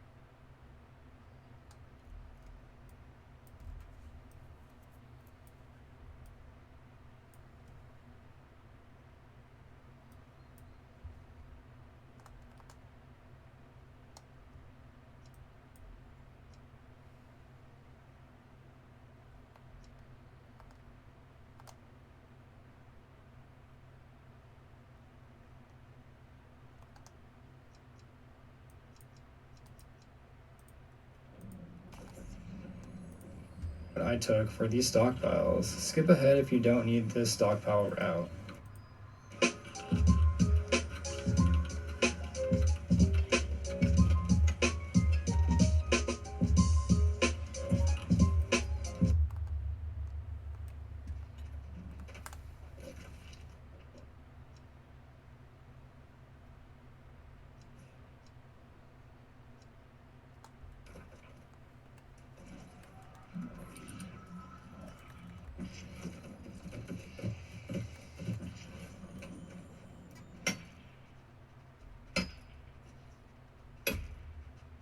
Oh, at least I'm higher than him.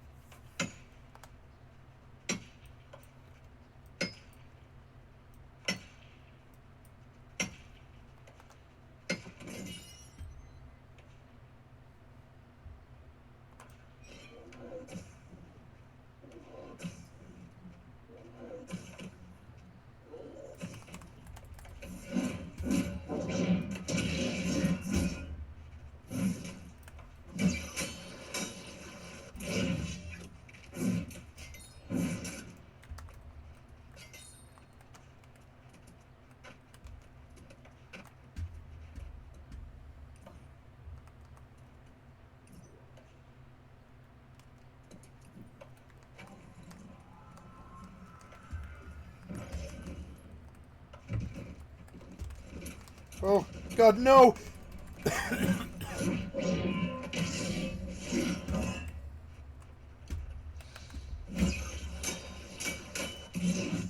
The wedging is so bad.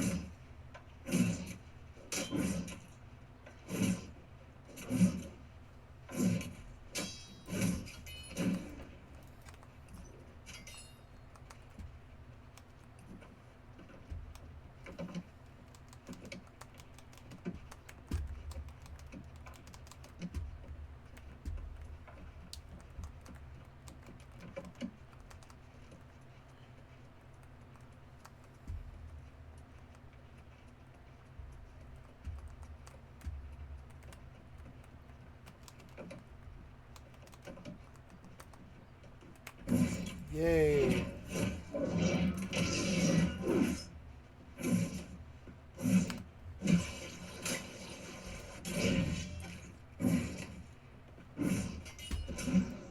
Ah.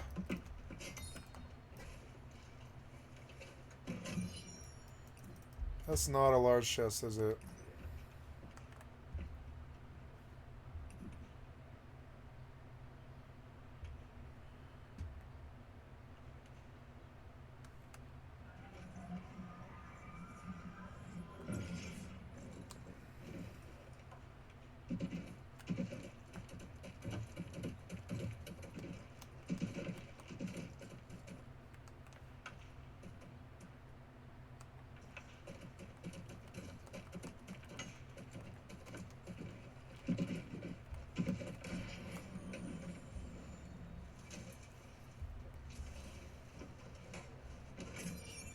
Nice. Oh. Oh. No, it's no good. It's no good. Don't wedge me. If I can get elevated, they'll evade. Oh. God, don't kill me.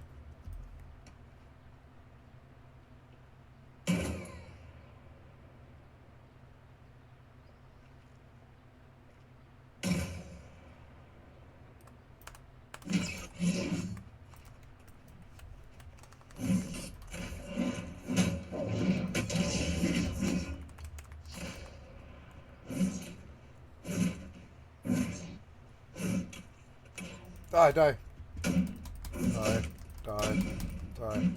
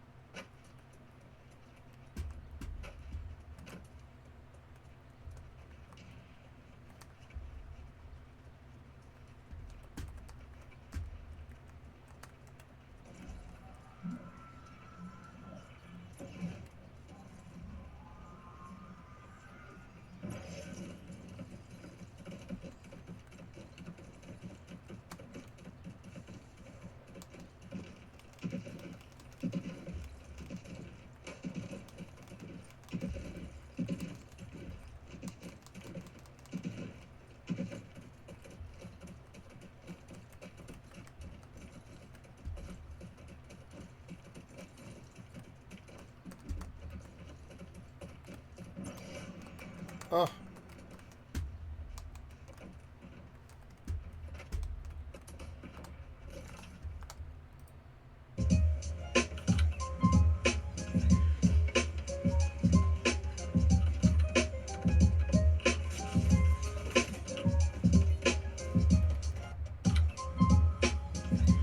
If you don't need this stockpile route.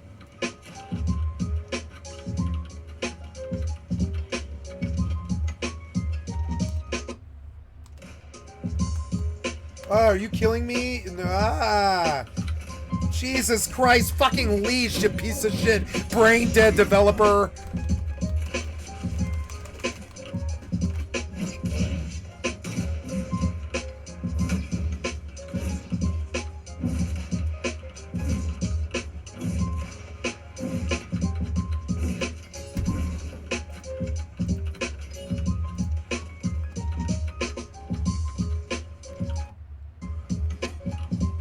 That was a quick route I took.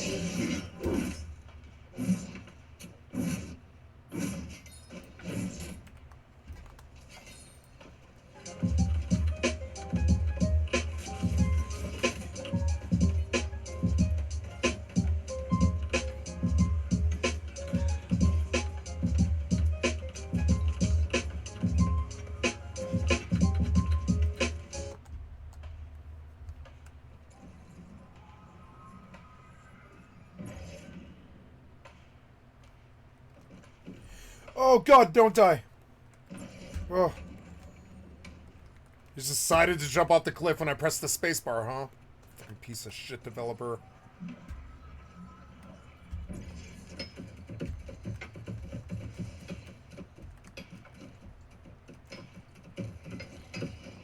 No, wait.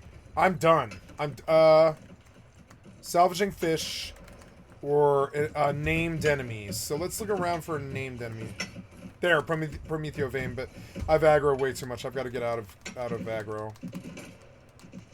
Yep.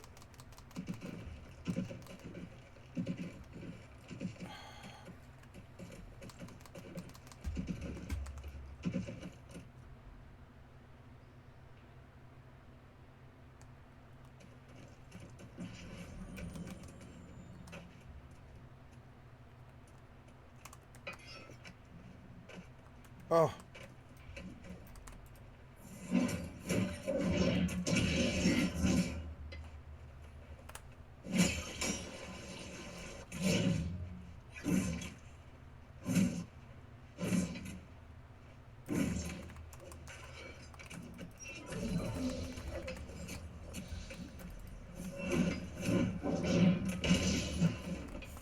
Annoying. Name mob might be worse. I don't know. Might die here if I'm not careful. There's so much aggro. But I'm done if I kill him, so I'm just gonna do him one by one, very carefully. 2 of them at the same time would be death, probably, so let's see if we can separate them. I don't think this guy's as tough.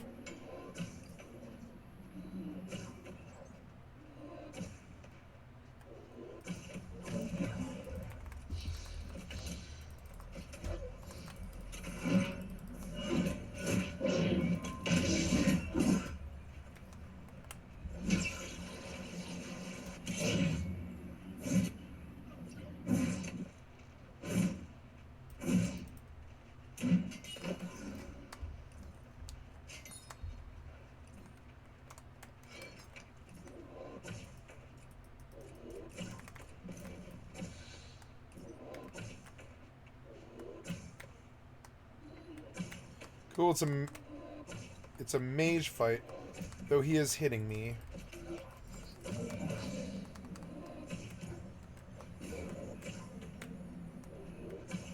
If I get aggro, I'm dead. Did somebody else aggro? Yeah, I'm probably dead if I don't run. Yup, just run. I should have killed him, I don't know why I didn't. And by the time I kill him, all the other ones will spawn.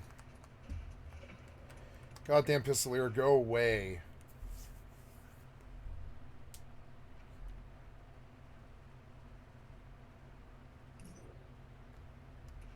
You are so annoying.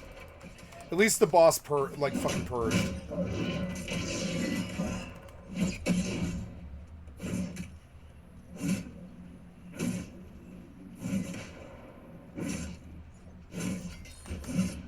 Maybe I should just hammer the mage. I don't know. Maybe he'll just die melee really fast now that I don't have aggro.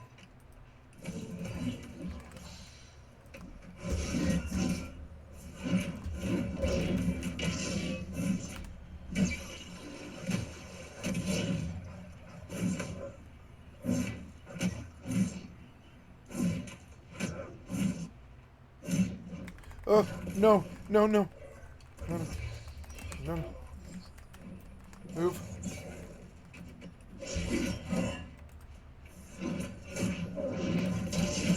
No! He'll kill me. Go.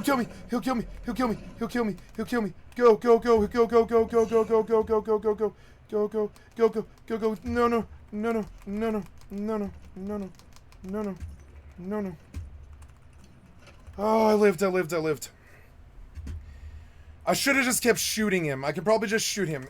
Am I wedged? You wedged me!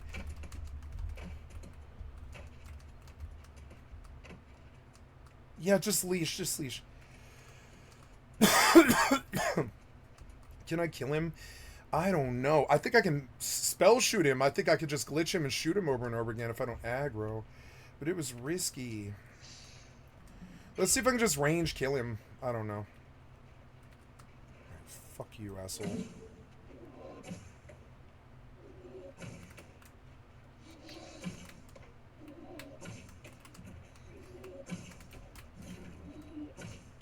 It's working. Maybe I can shoot him through the hole. Ooh, he shot me through the hole. Fucking asshole. Oh, no, no, he'll just kill me. He'll just kill me. I didn't realize how dangerous he is. Let's just get out of here. I'd rather just, like, try and live with the health bar that I've got. No, no. I mean, I have the skill, but, I mean, I don't want to... Why throw the runaway? I'm not going to throw the runaway on this fucking name mob. I'm not going to do that.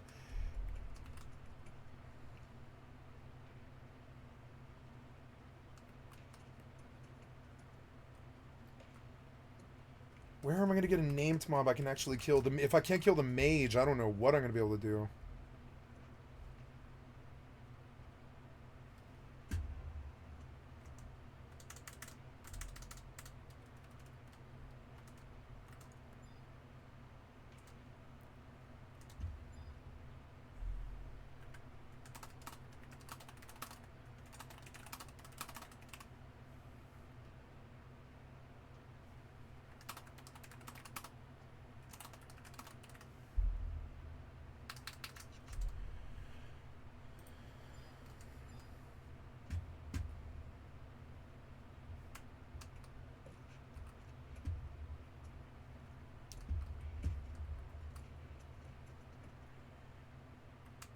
Maybe I can range kill him.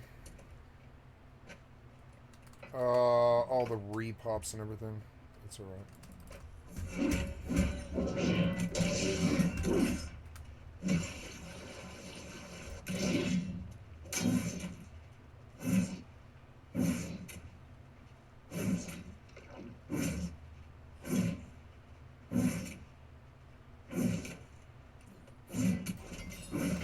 That might help.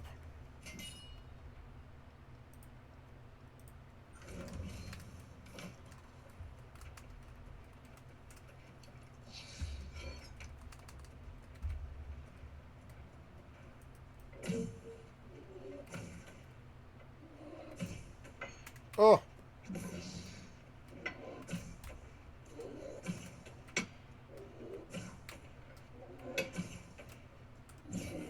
Oh no, you're gonna aggro, aren't you? You are gonna aggro. You're so annoying. Why did you pop right now? You're so annoying. Nope, he'll kill me. Just go, just go. He'll kill me right here. Just run, just run, just run. Just run, just run. Man, fuck this asshole.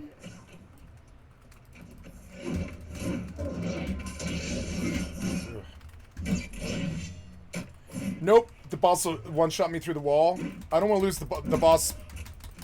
Progress? No, no, no, I can't move. I'm almost wedged.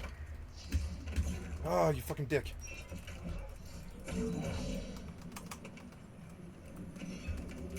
Oh god, the boss. The boss will just kill me. The boss will just kill me. Just run, just run, just run, just run, just run. I don't think they should have been able to reach me, but they did. They did. Just run, just run, just run. Roach out. Why did the guy pop? You're so annoying. I think I probably can kill this boss. And then I'm just done with this. Or I'm not done with this part of it. Ah. Let me back up there. It was a good spot. Let me back up there. Or I don't know. I don't want to go down. One of the problems about... Well, that was a nice spot because you can just run and leash them. Oh, God. He's still here. Why is he still here? Maybe I can kill him. Maybe I can kill him. Let's see. Please. Nope. Nope. Nope. Gotta push him. Gotta get out. They're still here. They're still here. Just kill the miner. Yeah, just retreat. For fuck's sake. And you full healed. I mean, Jesus Christ, look how dangerous and stupid their coding is. Alright, let's just get out of here. I don't know. It's better than WoW, though. It is better than WoW. It definitely is much better than WoW. WoW, you just get dumb fucked spawn. It doesn't matter. This one's a little bit more fair these days. Where can I find a named mob that I can actually kill? I need help with Dynasty, sure.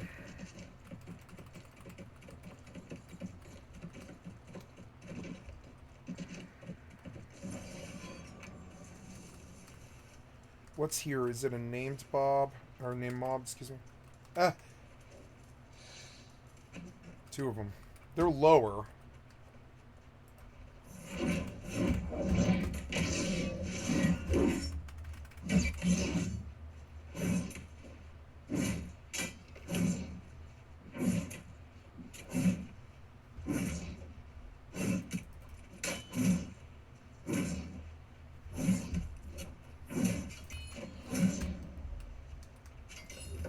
Most things is... I've been too lazy to change it.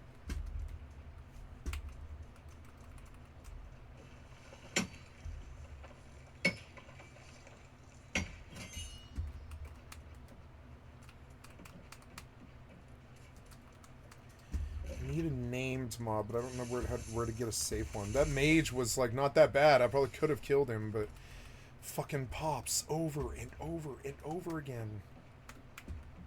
What about up here? Is there a name mob up here maybe? No, there's a chest. I don't know. It might help.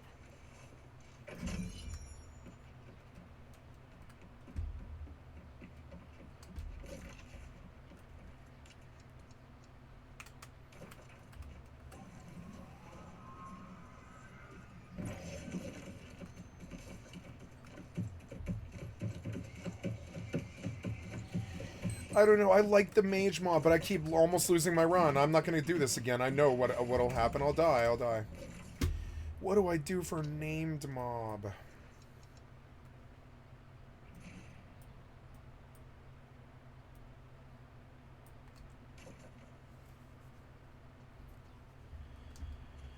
I needed that named mob, and I don't want to go back there, though.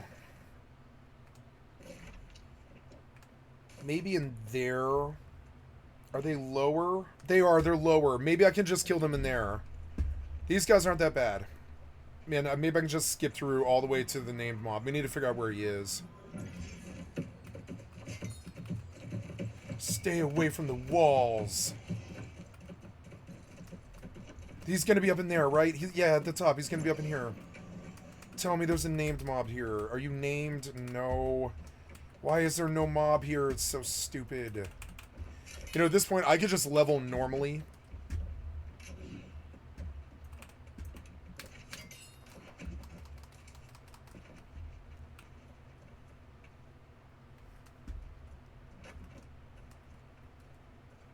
There's no named mob here. How is that right? Ah, you're so annoying.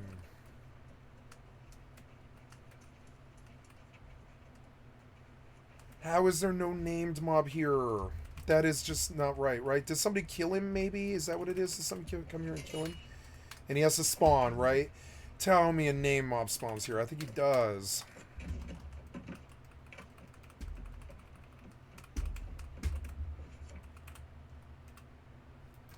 What are we doing? No, no, no, no. No, no, no. No, no. No, no. No, no. No, no. No, no, no, nope. Nope, nope, nope. Nope, nope, nope. Nope, nope. Just quit. Just quit. Nope, nope. Just quit. Just quit. See all the shit that they do? This is why you don't play hardcore. Because developers suck dick at their fucking lives. All of their lives. Everything in their lives.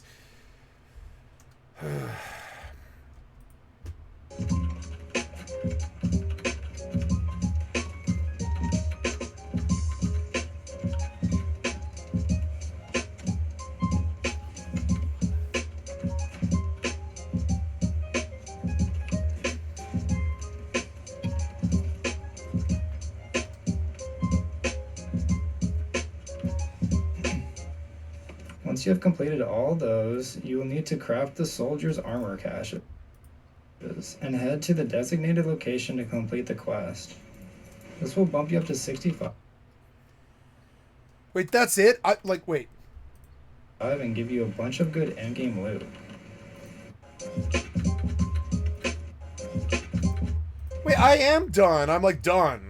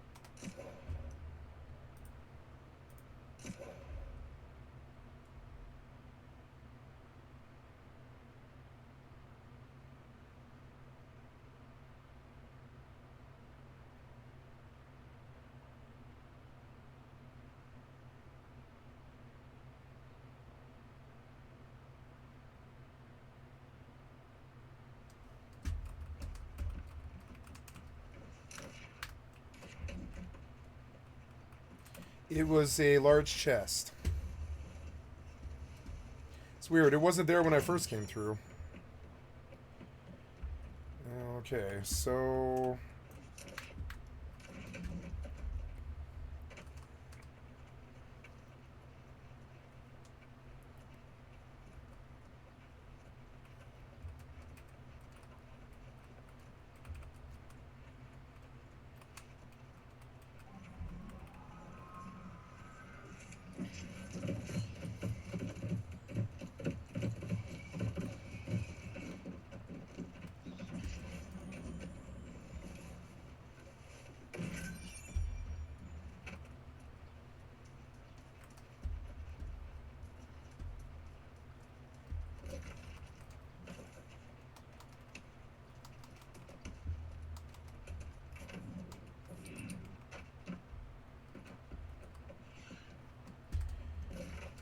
I'm gonna go to that boss.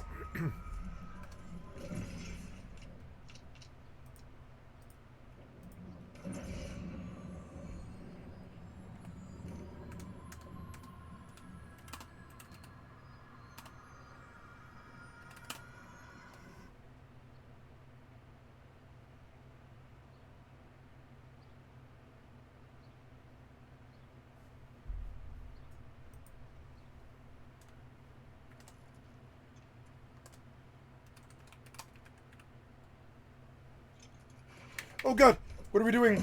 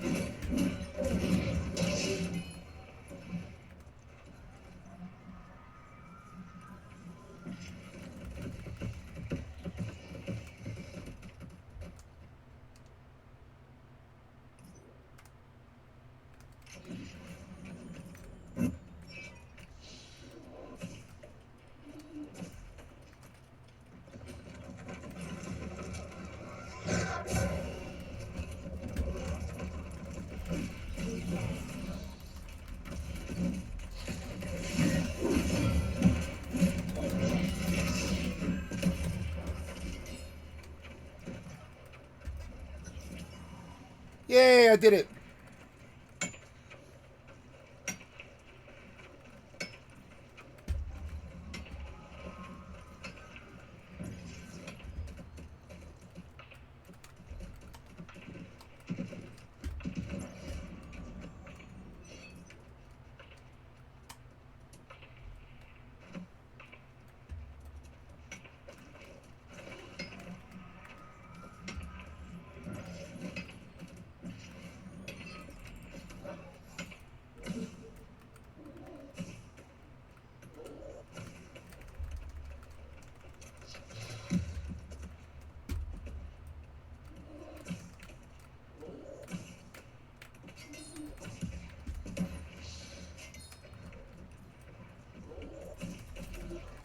Oh god, I'm leaving. This is just death and I don't need to be here. I don't know. Whoa, whoa, whoa, whoa.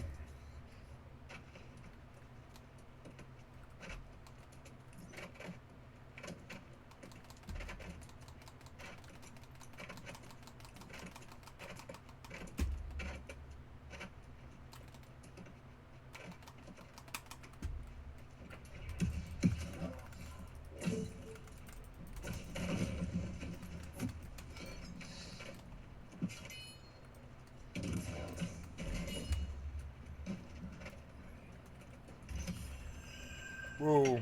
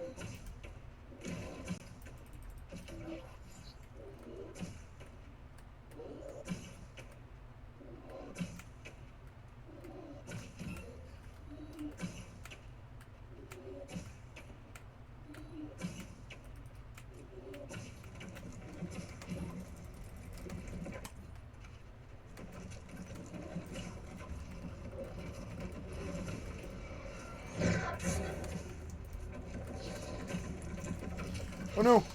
Are they getting me killed? They are. They're getting me killed. I gotta move. I gotta move. No, no, no, no, no, no, no, no, no. Oh, God damn it. I gotta get out of here. I gotta get out. Gotta. Oh. No, no. Oh. Oh.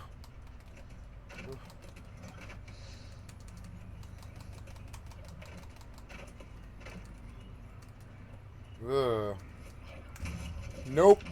Oh God, what did we do? Did you pull? You pulled. I don't want it anymore. I don't want it anymore. I'm leaving. This is too scary. I'm leaving. I don't need it and I don't want it.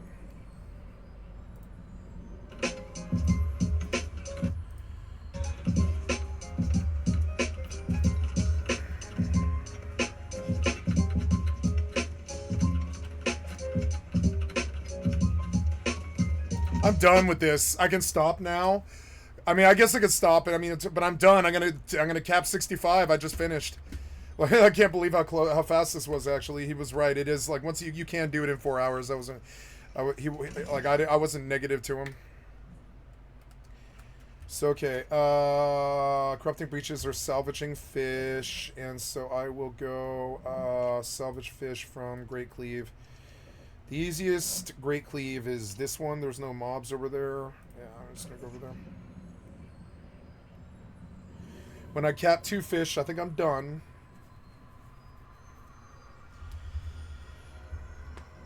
And then I ding 65 and I get my Unfallen Sheave and I can go back to the normal server and play normal New World. It doesn't fucking stress me out all the time. I actually don't like hardcore. Like, you know, I'm not going to feel a great sense of achievement when this finishes. I just want the stress to be over. Yeah, we're going to go fish in this lake.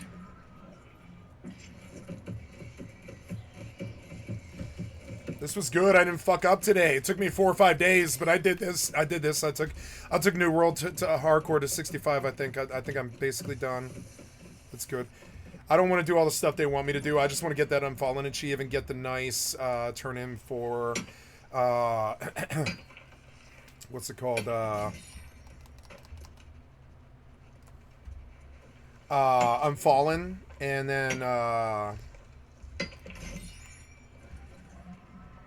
then who cares? Once I'm 65 and I get the Unfallen Sheave, like get to 65 Unfallen, and then I probably will play the server like all month, and I'll try not to die. But I mean, like, you know, I'll just do Merc runs. Merc runs are probably really fun in hardcore at 65, and then you can just get all of your legendaries that way and stack up and then unlock them and stuff.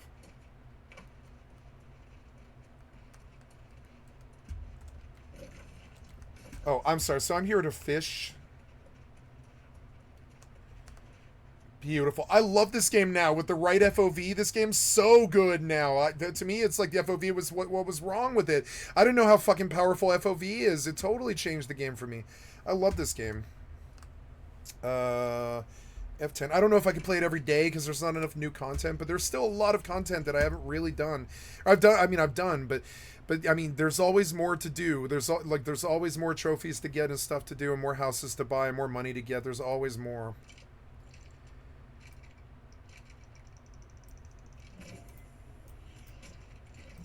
Oops. Oh, damn it. Pull up. I don't like how it feels like kind of laggy when you let go of it. Cass missed the water. What do you mean? What are you talking about?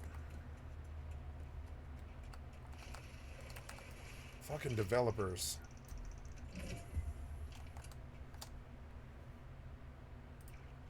Shoot us with the paintball guns that we bought for them. Yep. Using the gear and armor this is that true. Also we bought for them. They use our taxes to fucking fascist us. It's disgusting. Fuck them. Now, fucking traitors. Contrary to popular sentiment coming from some of the grossest individuals on the internet, we do stay out here. We go out all the time. We go to protests all the time. We go to rallies all the time. I've spoken at numerous rallies at this point. Today, we are going to try and offer some real-time coverage of what the protests look like and what the resistance from the federal government is going to look like to the Los Angelinos showcasing their discontent with the actions of the Trump administration. Things are boiling up, tensions are high, but the vibes, I suspect, will be immaculate. Chinga la migra. That's what I'm gonna say. That's my protest rallying call. This is a incredibly fast mobilization of a ton of people. I don't know what the actual total number is. 100,000 something. La migra.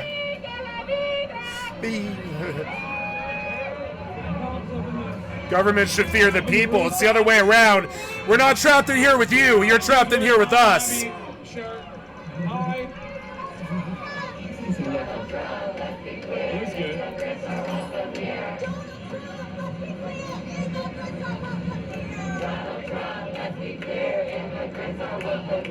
Immigrants are welcome here.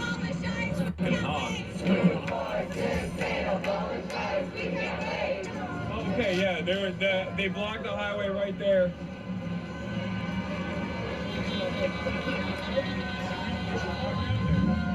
See if we can. I'm down. See if we can talk to some people that. Oh, protest marshals are. Well, not protest marshals. I don't know if they're super organized, but obviously there's people that are like opening up for one line to get through. Not entirely certain how organized this part of it is, but obviously cops stopped the traffic all the way back there. Look, you're pointing over there. Cops stopped the traffic all the way back there. I think once the cars pass through, the cops are going to most likely storm the remaining people that are blocking That's the road. what they do. That's what they do. Please disperse. Yep. Oh shit. They're throwing stuff at the cops from above. I can't tell if that's protesters or if that's like... It's cops. It's cops. It's tear gas. It's always tear gas. Nobody shoots off guns, or you would know. Guns are a lot worse than that. You'll know it when it's a gun.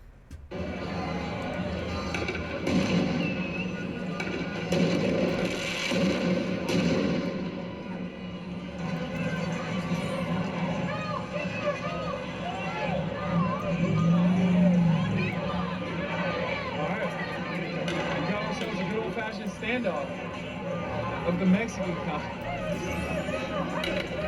Am I allowed to say that? I think it is a Mexican standoff. It's the greatest Mexican standoff of all time. It's the most high-value Mexican standoff of all time.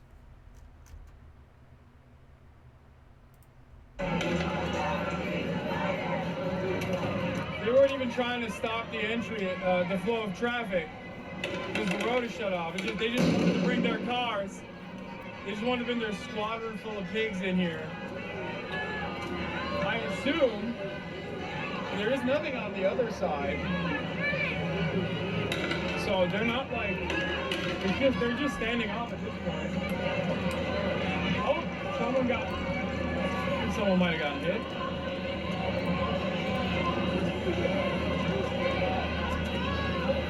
That lady's crazy. I think she's yelling at the other protesters throwing stuff. She's saying, you're hitting us too. I don't know why they won't let them through, but more people are filing in now.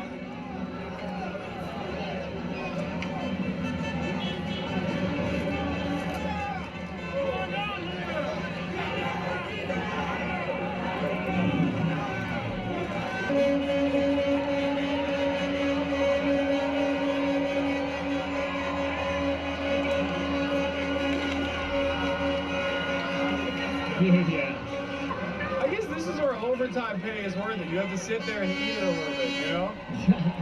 Like, that's how it should be. If you're getting paid Norwegian wages, and you're the beneficiaries of social safety nets and pensions, You should have to sit there and eat it for like an hour. Let the people release. Agreed. Let the people release their pressure. Oh, shit. Yeah. Yeah, it is LAPD. Which is crazy because of all this. Oh yeah, I mean, so is ICE though. 52% of ICE, 52% of Customs and Border Patrol is Hispanic. Most of the LAPD is also Hispanic. It's LA, of course. Everybody's Latino. Yeah, like, why are these pigs standing against their fellow fucking human beings? They want to keep their jobs, I guess. Asian, I'm white Chinese. I'm Asian, yeah. You're Asian. You're white Chinese. Oh, he's white Chinese? I always wondered. I was like, why does he look like John Lennon?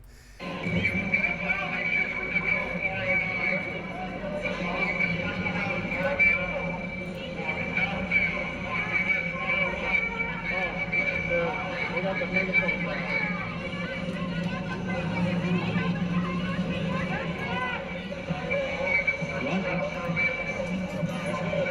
go talk to some people down there.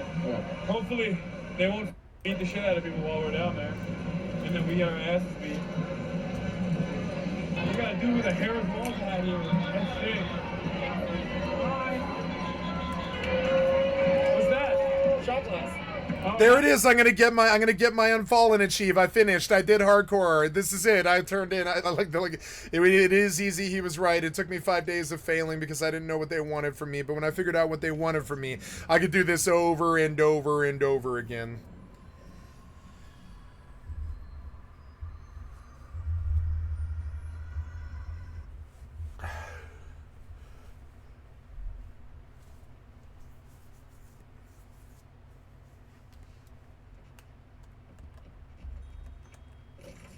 Okay, let's go turn in and ding. I think I'm done anyways. I think I'm done? I don't know. I think I'm done. I don't think they make you do another one. I don't think so. I think I'm done.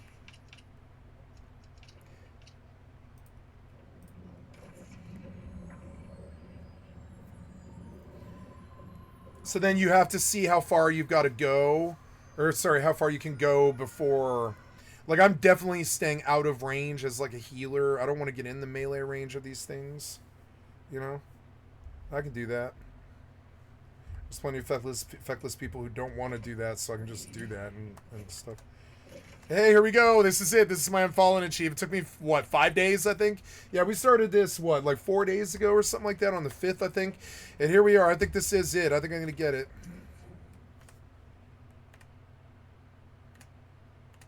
Oh, no, I'm sorry. They give you more? Oh, craft any... Oh, yeah, the soldier's caches, right? So, yeah, okay. Nice. Yeah. Can I see it? Can I show it to the camera? Sure. It's still kind of hot. Arrow burst, 40mm flashbang. That's what they've been. That's what they've been shooting at. They've been deployed. Okay. What do you think is gonna happen? At some point, they're gonna start moving a little more forward. Someone's gonna do it. We've all been creeping up so far, so we'll see what happens. Okay.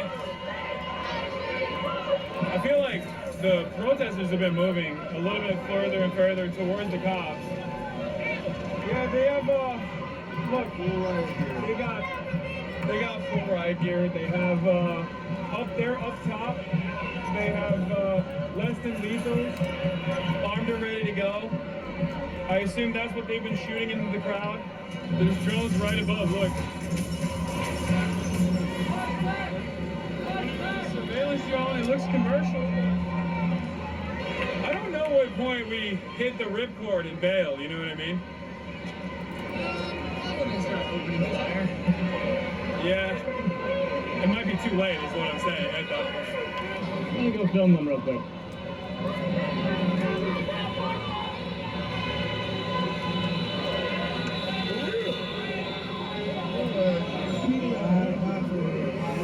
Do you see how happy that guy was? You can see they're fucking happy. They wanted this for a long time. They like this racism, this fucking pig fucking white racism as they try to kick the Mexicans out of the fucking the city that they built is just unacceptable. And I can't believe how many of these people are in the pig line are fucking Latinos. Your job isn't worth your fucking soul, you fucking piece of shit pig fucking traitors. And like, yeah, like you see it from the joy on the protesters' face that they need this. They've hated this for so long. They need some kind of like say. They need to be able to tell their family that they stood against this, and I kind of feel like I do too. If it was closer to me, I would, but this is like fucking 500 miles away. I can't get to this. I don't have money. I don't have $100 right now. I have spent all my money on my previous trip out of town. I can't, you know, I don't have any money. I spent a lot of money this year. I bought like a sofa, and I bought a plane ticket, and travel, and food, and like all this other stuff. Like all these games came out and all this, and I just don't have the money to travel to LA and put my life at risk to do this stuff. If I did, I would. Oh, it's the CHP. More units are coming in. Okay. Take a step back. They might be. They're jumping over. Oh. They're firing into the code now. Okay, so well, friend, Aelstrom. Okay, now Aelstrom must fall to the darkness step and scale. That was when you made a score miss and the number of foolish. Okay, Aelstrom will wait. I think this is it. Is this it, or did they make you do 55? Head to Fortune's Crossing, your own immortal dynasty. No, maybe you do have to do dynasty, but am I level like 60? I did. I dinged. I'm dinged. I'm 65. I'm unfallen.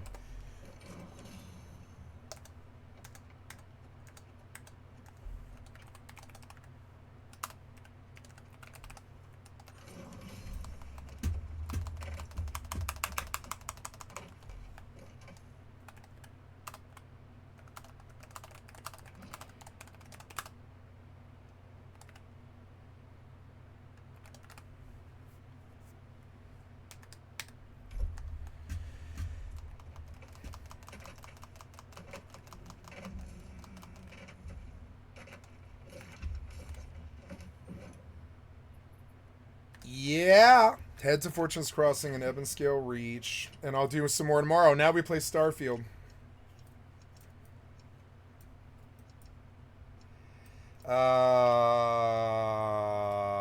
Ebonscale.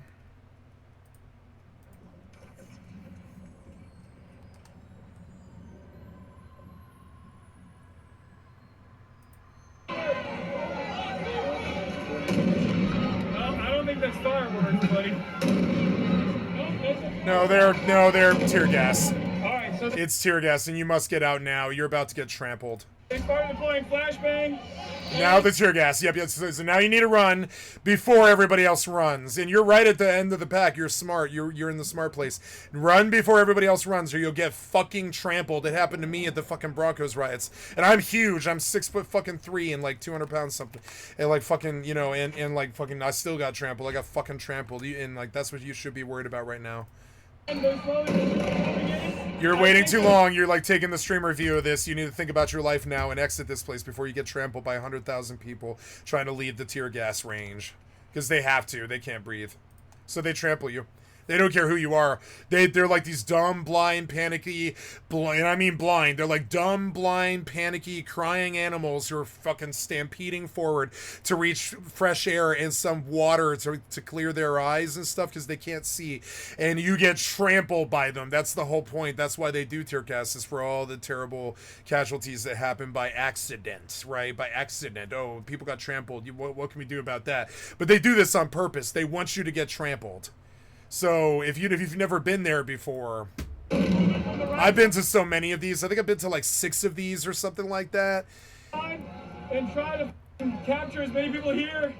Yeah, you got to get out. You got to get out. Yeah, get out now because the trample is a real and verifiable fucking terrible thing that happens. You need to get out of there. They're moving the opposing side of the highway, and they're going to try to trap as many people as they can. Why are you guys down in the well of the highway? That's the most terrible place you could be. You're about to get trampled by a fucking, like, a horde of humans. You couldn't pay me. If my friend suggested to go down in there with them, I'd be like, no.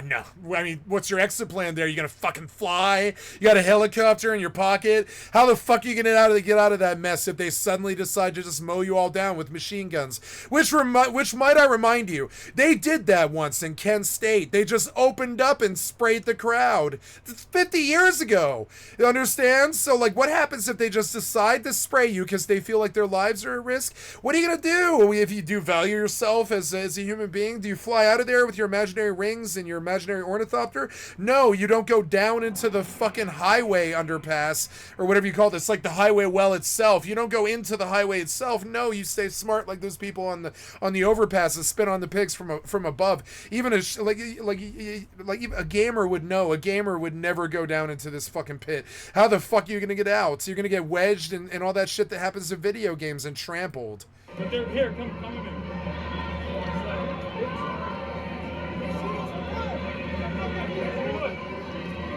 What they're gonna try and do, they close off the other side of the road, and I think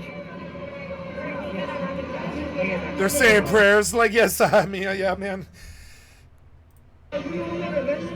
It's not live, or I would say the prayer with them. From this side of the road. Oh, that's my hair.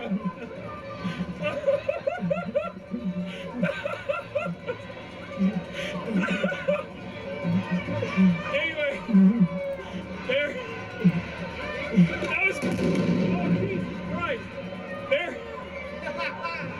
There. Wait, hold on. Oh, they're starting to walk. Yep. Walk and talk. You're dumb. You're like acting like this is a joke, like your life isn't of value. See, he's big like me. This dude is like 6'4" or something like me, and he's got big fucking. I'm not strong because I don't lift weights like him, right? I don't lift fucking weights, but I got big fucking guns like him. You know what I'm saying? I'm big like him. You know what I'm saying? I'm 6'4". Secondary line back here. Oh god damn. These people who fuck with me, I don't think they can step to me in the real life.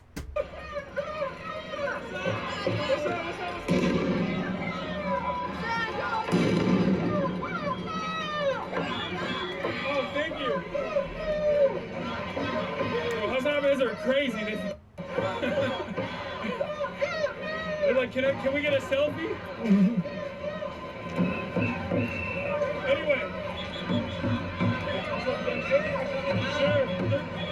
They're about to push in. Okay. Nice to meet you. Keep talking about Guatemala.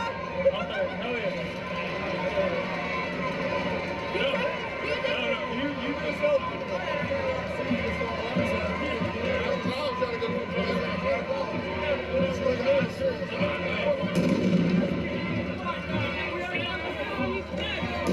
His instincts are good. You see all these monkeys are like they're like their response to it is delayed by about 5 seconds. His is like and goes for cover, and that's the kind of response that you want to have in situations like this. You don't want to be waiting 5 seconds, kind of stunned, like what happened, right? You want to be like, you know, up and ready, like. You know.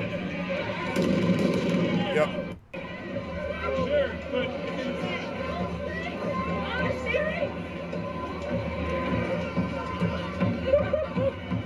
That's insane. That is insane. I was just joking about asking for a selfie in the middle of a riot police pushing in. All right, wait, hold on. I want to get a better vantage. Oh, okay.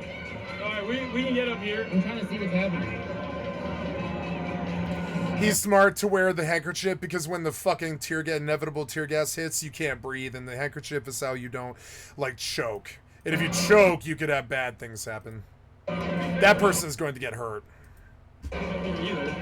Trust me, you couldn't pay me to do what that person's doing because trust me, there's so many mean monkeys around him who really don't like him. There's so many mean monkeys around him. There's like mean little white monkeys that are all around him watching what he's doing and stuff, and they'll come up and they'll pull that fucking backpack and break his back and shit like this. You couldn't pay me to do what he's doing. It's insane.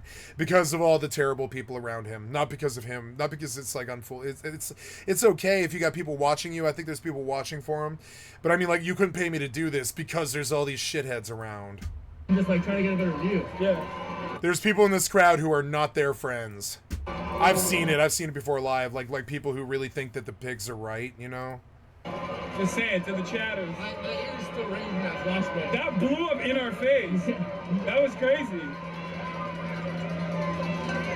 Like I felt it in my head. Like the impact of it.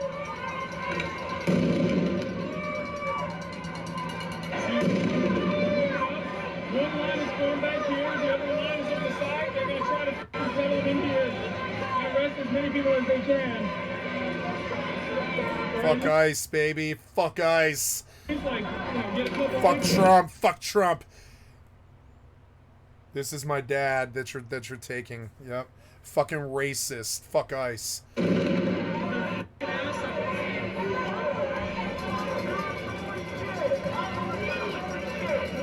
Channel 5 is down there. That's Channel 5 dude. Trump must go now.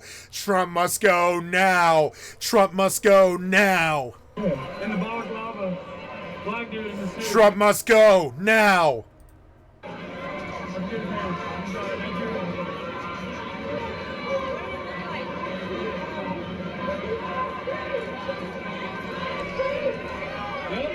Look.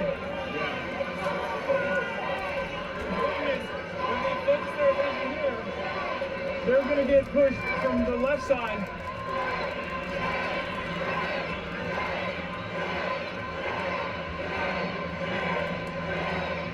They have the capacity to feel shame. They're pigs. They don't feel shame. Once again, I want to reiterate that we are lawfully here, engaging in the lawful act, the First Amendment protected act of civil disobedience, and a lawful gathering. And that we're simply here as First Amendment auditors, if you will, I guess. That sounds too libertarian. We're just here, just chilling. Oh, they got one. They grabbed one over there. Now, when they...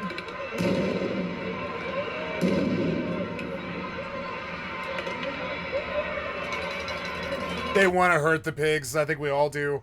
You guys got to stop doing this in our country. What the fuck's wrong with you, you fucking traitors? What the fuck's wrong with you? They grab one up. They're going on this side too. Now they're... Oh, They want to hurt you, and I do too. over there. Shift their... Best watch it, pig fucker. And then cops instantly move further back. I can't do mob mentality like this too well. I've done it a lot in my life, and I played stages with 5,000 people and stuff like this. I played Magnus Arena, and I sang a solo. It's Wonderful Life. I sang a solo at the Magnus Arena, which is the DU Denver University amphitheater, and there was like 5,000 people there for the GW graduation. And, like, it was just insane. Man, I've sang in front of crazy crowds like this, and I don't do so well in crazy crowds like this because I'm like a generator. I either lead them or I'm just swept along by them, one or the other. It's not like this thing where I can just be normal and just kind of watch. I'm not normal like that. I'm either at the front of it, fucking leading it, or I'm fucking, like, I'm just getting swept along in it, completely losing myself, one or the other. I've been in these situations quite a lot before, too. Oh, yeah, they moved up close. Oh, they are firing things into... Yeah, when they form the line and start pushing, that means they've like decided they don't want you there anymore, and at that point you might as well just disperse because they're going to like light up the whole place with fucking tear gas and shit and start beating you with sticks. Riot shields. They're arming. They look underfunded though, which is what's so interesting about this. They look underfunded, and it looks like a bunch of them didn't come today to even fight their brethren and stuff. So like, you know, so the big line of pigs that they would normally have, it looks really, really flaccid, like a flaccid wiener, because I've seen, like, in Denver, we don't fuck around. It's like two or three layers deep, and it runs all the way across the whole 8-10 lane fucking street or whatever it is. It's fucking crazy. I've seen it before on the 16th Street Mall several times and shit when downtown rioted and stuff. And like fucking, yeah, it's just fucking crazy. Like 3 lines of pigs, it's riot shields, and then guys who are firing grenades in the back, and then the people with the fucking sticks in the middle who are like trying to prevent you from coming up in their face so they can just shove you forward like this driving phalanx.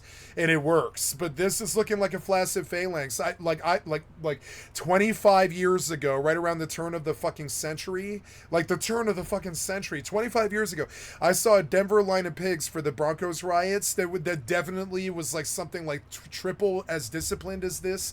The cops are definitely not putting up the fight that we're used to seeing. Like, for instance, when they burned all that stuff in Seattle for the BLM riots, there was a lot more pig discipline than this. The Los Angeles pigs are definitely starting to show signs of maybe wavering here, because I think a bunch of them probably are Latino, and I'm not sure Trump thought about that when Trump tried to push ICE. I'm not sure the idiot fucking right-wingers thought this far, but they probably didn't really think about how like 9/10 of the police workforce is actually Latino, so a bunch of them probably aren't actually fighting. That might be real bad for the right-wingers who push their racist piece of shit ICE ideals like this. Fucking worthless pig dog cocksuckers. Shameless fucking pigs right there on the screen. Shameless fucking pigs, you know. I got real bad. Hold on. Oh, he's gonna shoot. They're gonna shoot a dog. And when everyone is focused on... It's smart that they got out, because you don't want to be in the trough. Yeah, everybody moved. Everybody's dispersing, because when they fire the tear gas, trampling is this thing. You can see how many people are up there. Trampling is real. If they all run in one direction, you get sometimes 5, 10, 15, 20 people killed. And that's what you don't want here. You want peaceful protests, but these pigs take that right away. These people wouldn't ever fire a shot or spray paint the walls or anything like that. They would never do this if, like, you know, if these pigs just didn't hurt them. But they do. They hurt them during these riots. So then it sets off. Here, then they're going to probably move in. It doesn't. You don't need to ascertain what they're going to do. It's over already. They've dispersed. Your power is gone. You can see it. Your power here is gone. The main stand buckled because they're terrified of getting trampled in this bowl. And I mean, I don't know why you guys did this on the highway. Why is this on the? I mean, why is it on the 5? That's so strange. You got. I mean, I know why. It's because they want to choke up the city. They want to stop the city to a fucking grinding halt. Which, I mean, it already is with these highways. These highways don't move as it is. These highways don't move, you know. But I mean, these highways don't move as it is. But I mean, like, you know, but some semblance of traffic leaks through over like a 7-hour period and stuff. They want to stop that and just get ICE the fuck out of their city. I mean, ICE is unpopular in LA. I can't believe they tried to do this. I mean, like, do you guys just not have a statistician or whatever, or like even like somebody from the military who's done something like this before, who's going to tell you, yeah, sir, we've done our analysis of this, and we've sat around with a couple of think tanks, like a couple of like 10-man think tanks here for a couple of days, ascertaining whether we want to make this ICE movement here on the 6th or whatever the fuck it was, on the 6th, right? And we came back and we decided that it probably wasn't that good of an idea. First of all, because the police are primarily Latino, and they may full-blown renege. And Trump's like, all right, so be it. We'll kill them if they do that or whatever. It's fucking fucked up, but I swear to God, that's how they act. And so then he was like, nah, they can't go against their country. We'll just kill them. And he's right about this. They can't actually go against their country. They can't bear arms against these police, or they will get killed. So, like, you know, so he's like, fine, fuck him, like, test their metal and see. That's what this is about. This is like a video game like quest called Test Your Metal, right? And the respect that the Trump is trying to see how far they'll go. If they don't fight the police, he'll stomp them in. This is where the boots meet the ground. If they don't fight and I wish I did have the money, but I mean, the oligarchs stole my money all of my goddamn life. I don't have $100 to buy a plane ticket to go to Los Angeles. I really don't. I've not even bought a video game now in like 6 weeks or something. I don't have the money to go do this, and I don't really see the wisdom in it. Like, I don't live in Los Angeles. If it was closer to me, I would. Like, we cover this stuff all the time. Yeah. And I've definitely been in a situation where cops have pointed a lethal weapon at me, an AR-15, Actually, I've been in that situation multiple times, but Yeah. it still feels weird when you have a agent of the state in full military gear, in full combat gear, pointing their less than lethal weapon at you, aiming it at you. It can f you up. Messed up. The pigs look like they're dispersing too, though. Doing the same thing that they did earlier. What are they doing? Yeah, man, you singled these people out for the color of their fucking skin like they're any different from all the rest of us who came over here on fucking boats.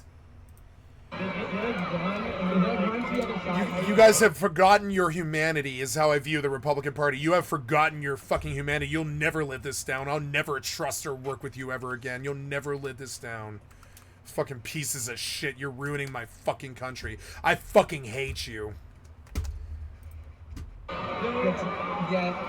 We were fine. We were fine up until like goddamn 2018 or something like that. And then you had to step on the neck of a black man. Now you're stepping on the neck of a Mexican man. And I'm sorry, Mexican people, and I'm just not down with it with you anymore. I'm not down to do it with you anymore. 15? 15? Yeah. Who's your favorite Twitch-streamer? I don't watch that stuff. You don't watch that? I don't watch that stuff. Listen to that answer. I fucking love that. He was not expecting it. That's why you're out here. You want Twitch? Maybe. Is the name of the song? That's why you're out here. Hey. What's up? Nice to meet you. Can I get a picture of you? Sure. Thank you. You're like, I don't watch that shit because I watch Kid or that's Aiden Ross. Is that what you say?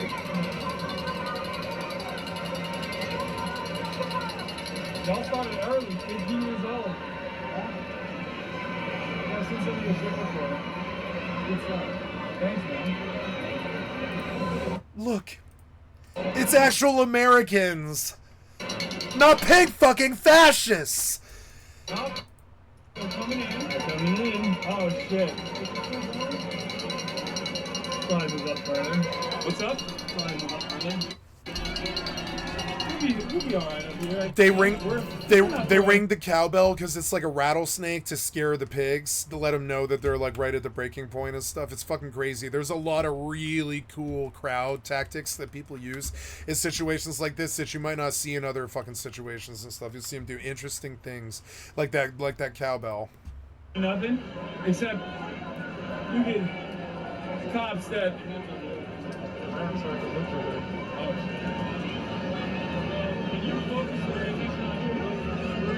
Yeah.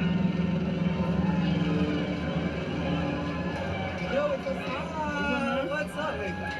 What's up? How are you? Good, how are you? Are you on stream? Yes. Good. What are they doing up there? Are they cracking heads?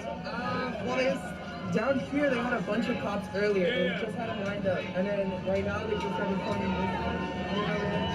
Yeah, they're trying to push people. But they're just doing like the flashlight thing up in the air. I think they arrested one guy here. Yeah, I saw. Other than that, I mean, it's kind of hard to hold the line. Yes. There's too many people on this fucking planet. There's too many people in this city. We've got to address it and make a battle plan for it. Start moving them to Wyoming and be like, yo, you guys need $100 apartments in Wyoming? And a bunch of them are going to be like, yes. They're going to be like, yes, yes, please. And we'll just fill Wyoming with all these people. We got to fill Wyoming and all the empty places in the country with all these people that are stuck in the city. We got to incentivize them. Got to incentivize them to get out of these cities and stuff. It's just a choking point. It's just too many people, too much pollution, too many cars, too many problems, too much crime, too many people.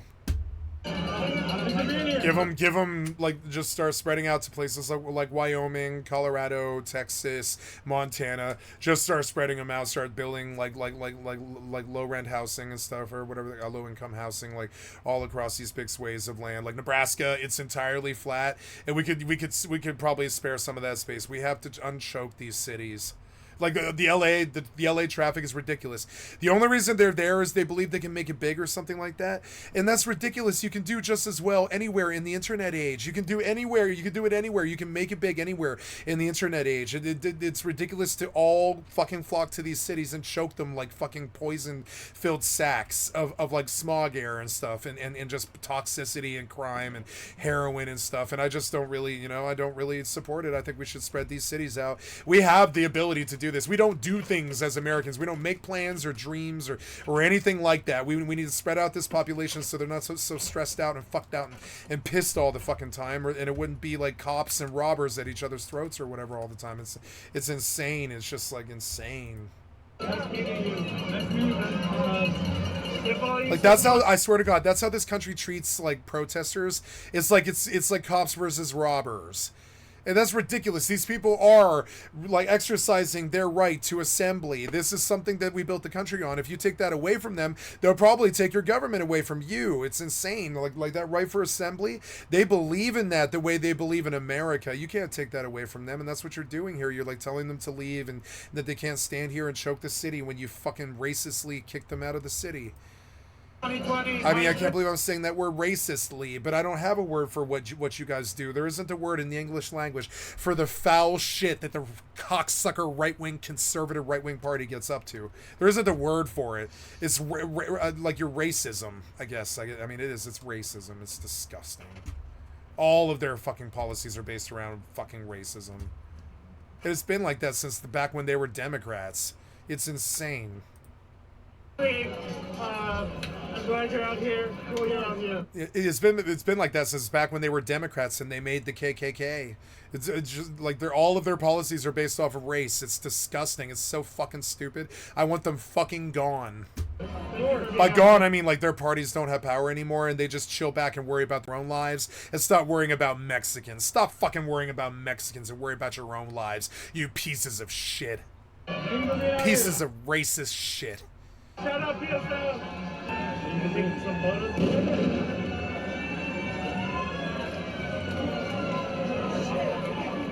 Oh, shit.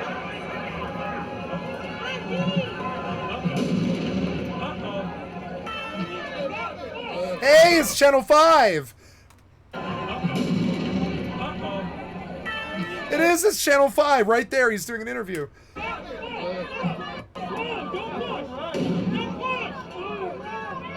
Yep, the trampling, they've been warning for a long time. Stay safe, get out. Trampling bad, trampling scary. Remember Travis Scott or whatever? Check out tear gas. Don't run. Don't run, just walk, just walk, just walk, just walk, just stumble forward, don't run. Okay. If one person runs, they all run, and then people start to die. It's terrible. You know, if you've ever been in the fucking mosh pit, you'd understand.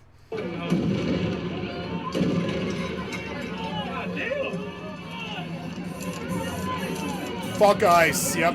Yeah. Yeah.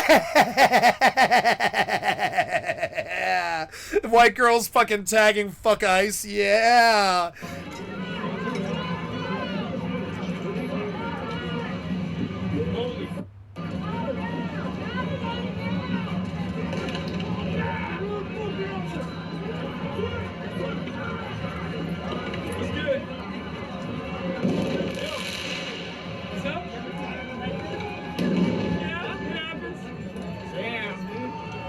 I am so glad that my chat is blocked because the N-word has flashed by like 35 times now or something like that, guys.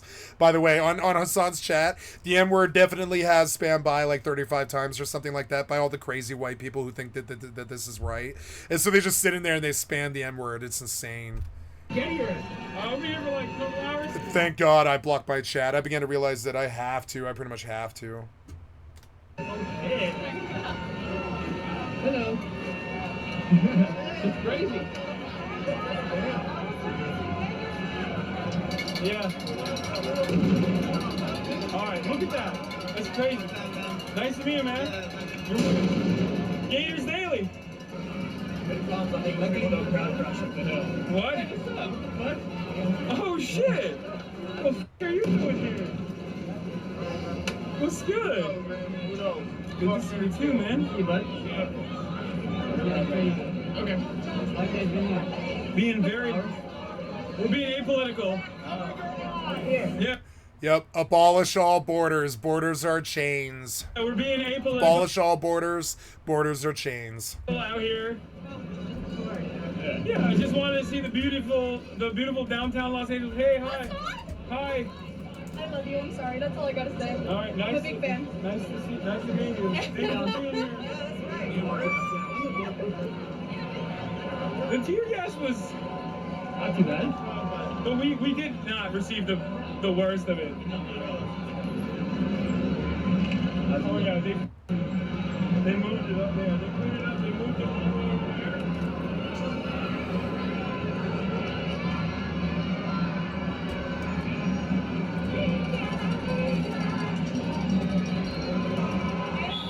Hi. I'm a UCLA student. I graduated from Stuffy campus. Oh hi. Nice to see you again. Thank you for being here. Of course. Hi. She's also at the campus. Big fan. Nice to meet you. We had a professor at UCLA who was fired for being arrested at the encampment. I don't know if you guys can help us with that. That's crazy. I mean, Yeah. you want to give the details? Yeah. We're live. Okay. We're live right now. You want us to talk? Okay, well, our professor of religion and liberation studies, he was like... Wait, say it again? That's crazy. I mean, you want to give the details? Yeah. We're live. Okay. We're live right now. You want us to talk? Okay, well, our professor of religion and liberation studies, he was like amazing. His name is Eric Martin. He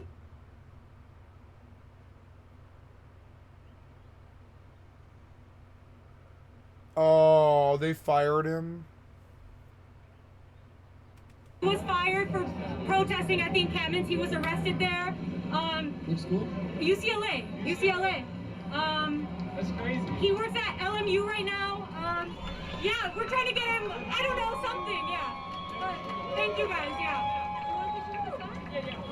I can't get the fucking dumbass take that Asmongold had out of my mind. It was the stupidest thing I've ever heard. Yeah, I know. I can't either. Being like, oh,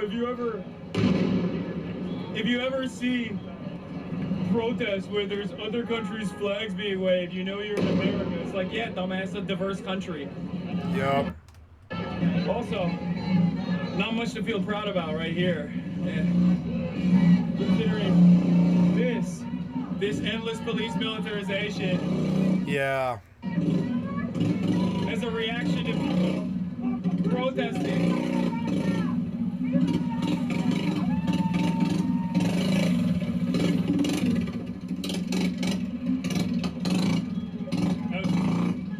Endless police militarization, tear gas being deployed. Why? Because people are rightfully protesting. Their neighbors getting kidnapped by, again. Oh, that poor lady. You fucking black bag abductor in my country like Nazis. You fucking pieces of shit. Federal agents. Some country. Yo, son. Oh, is that a tip of a... Thank you for coming out, bro. I'm Transfer, bro. Appreciate you, man. Thank you for dog. I wouldn't expect you to be out here, dog. Yeah. Come on, cause it's LA, dog. Good shit, dog. I live here. Huh? Yeah, bro. Not this area, dog. Good shit, dog. No, I don't Respect think- you, yeah, I man. don't- I'm not gonna lie, bro. Appreciate you for coming out here, bro. For real, Hey, son. that's the real shit. I used to hate watching, bro, but you're out here, dog. You're dog. I ain't gonna lie. I give you fuck. I ain't gonna lie. Hey, now I'm with you. You're in my head, dog. That's all good shit, dog. Good shit, dog. Hey, bro. Hey, bro, you're one of my heroes, man. I'll watch you more. Fuck yeah. And, dude, you changed my life, for real, bro. Hey, man, thank you for being here. Thank you for being here. Hi, Taylor. What are you doing? Watch out. Good to see you guys. Hi, everyone. Taylor's here. I'm here with some other journalists. I'm actually on my way to go meet them. What are you guys doing? Sergio just got here. He got shot with one of those pepper things in the chest, so he's Oh, no. coming back. Yeah, they are. I know, they keep shooting shit. We had our first experience with a flashbang exploding on our head. It was Oh, God. I mean, it was kind of cool. Be careful. I feel like it's not going to get really crazy until dark, like later. I don't know. They're just kind of, I feel like it's a lot of people milling about right now. But anyway, I'll let you guys keep with the coverage. Stay Yeah. safe. All right, bye, guys. All right, you too. Hey, look who it is! We're going out here. Are you sure? Tear gas is going. I'm on Instagram right now. I just got banned on TikTok. I just got banned on TikTok.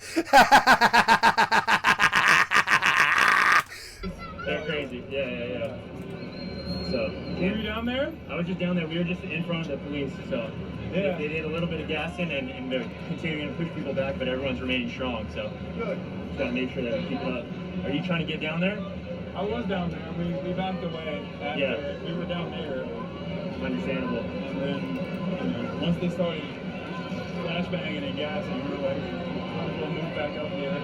Yeah. Here's the guy that got injured in the protest. He got shot in the leg right here. I got shot too. Whoa! Got shot right here. Yesterday, and I got shot here. Oh! Shot too. Whoa! Got shot Oh! here. Yesterday, and I got shot here. Oh my God! Right. Bro, that shit is. That's crazy. Shout out, man. I'm trying to grow my face. I'm an LA photographer. Give me a shout out. What is it? My page is Isaiah A7I4. If you guys follow me, support my page. That's not verified. Thank you. All right. Thank you. Keep good work. I will. Bro, that's crazy. Like that's why when they hit you with the rubber bullets, if they hit you in the head, like they'll take out your eye. And people's eyes have been taken out. Like, I think they killed a journalist, if I'm not mistaken, in like 2020 in the BLM protest, which is really f***ed up. And of course, no repercussions, no accountability for the police. They get to do whatever the f*** they want. Yep.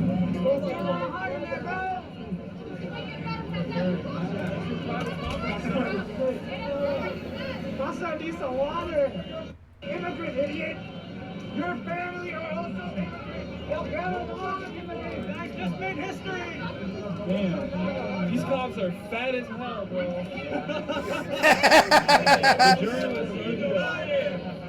What the journalist says, sir, oh my God, there's a cat.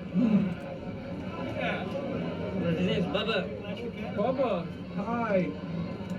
What was a revolutionary? That's crazy. Okay, I've made peace with the cats now. Cats say cats are ACAB. All cats are beautiful. Nobody thinks about how hard it must be for the cops in all their gear in this weather, you know.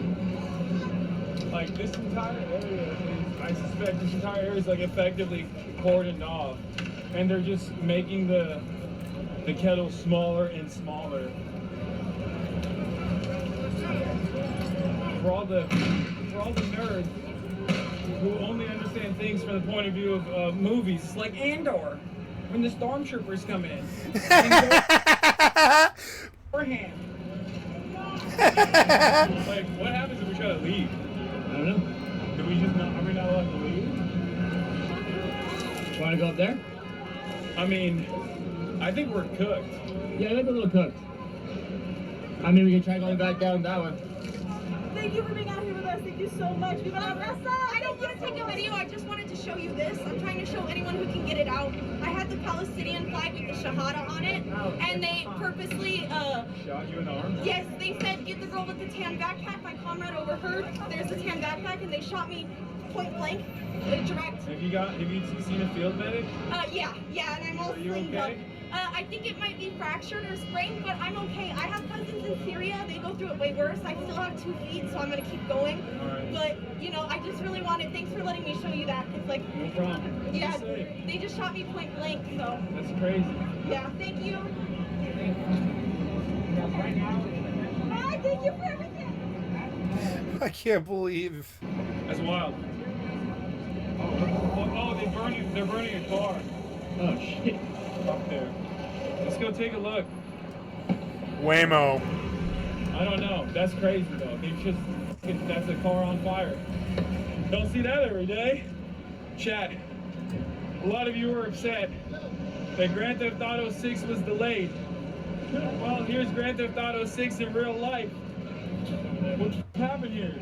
They burned a Waymo on fire. No! Yeah, Waymo! It was the funniest shit. Yeah. Oh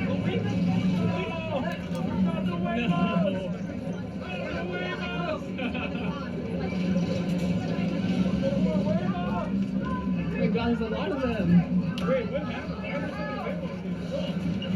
What? Oh shit, you're right. We should walk away. Yeah, we should not. She's right. What are we doing? Yeah, we should not be doing it.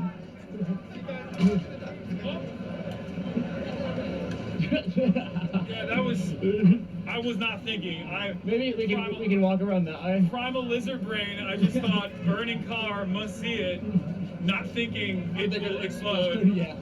If that shit explodes, like it will not. There's a fire that is not going to stop. I wonder what kind of protection the weapons. Yeah, we should probably. Never mind. Actually, that's probably I do want to see it though. You know what I mean? Oh, fire department.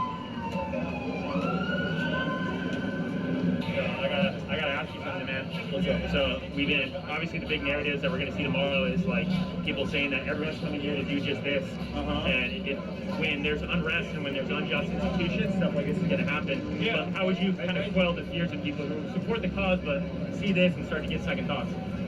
I mean, it's property damage at the end of the day. Yeah. I look, we're right here. We're not doing anything, and I don't feel like I'm under threat. I'll tell you when I feel like I'm under threat. When the cops are tear gassing us, when we're on the side of the road, even when we're not even on the road, you know, that's like property damage at the end of the day is only consequential because it hurts humans, right? It hurts people's profit margins and therefore potentially their bottom line and therefore their livelihoods. But a lot of people. How do you, oh yeah, bio is it? She, her.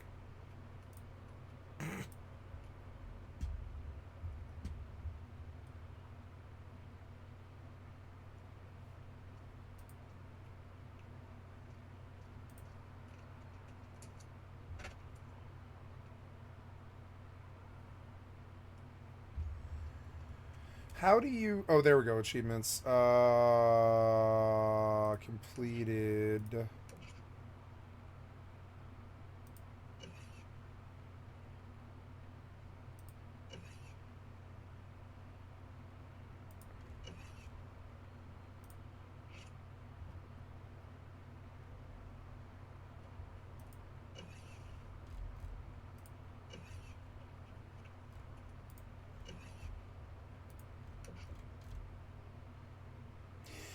I am 433 out of the 800 achievements possible in this game, which is cool.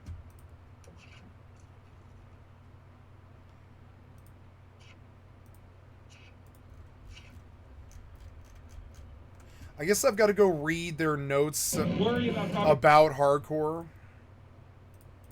Damage for the sake of property damage and themselves. People say like this is, you know, all great. But it's not like a terrifying situation at all. Seeing it on television obviously feels a lot different than just like being right here. When you're right here, you realize it's nothing to be that huge at all. I will watch the rest of this, but it's, you know, it's not live, so we can pause it. Seasonal Server 2 is our take on a hardcore experience. I wanted to read this after I completed it, right? Because I didn't want spoilers, right? I did the experience like without any, like I got a little bit of guidance when I died, you know, but when I wanted to avoid death, but I mean I did this with my eyes closed, you know. I had no idea what I was getting into. We built this to reward you for flexing your mastery and knowledge of the game. Additionally, we want to open up all the content for all our players in this time-limited experience. The major changes we have made for this server are no main quest line. We built a new expedited quest line to follow. This quest line will give you all the experience needed for your character to reach maximum level in approximately 6 hours. It will also introduce you to the new mechanic we're using for progressing your character on this server, Azurite Tailings. Tailings are an item that can be dropped from multiple different locations in the world. Can be used to craft new types of inventory caches for yourself. These caches will be much faster to use for gearing up your character on the server than standard loot drops. These caches can provide everything you need for your character, such as consumables, gear, and even materials for selecting perks on artifacts. Artifacts Unlimited. On this server, you are able to equip as many artifacts as you would like.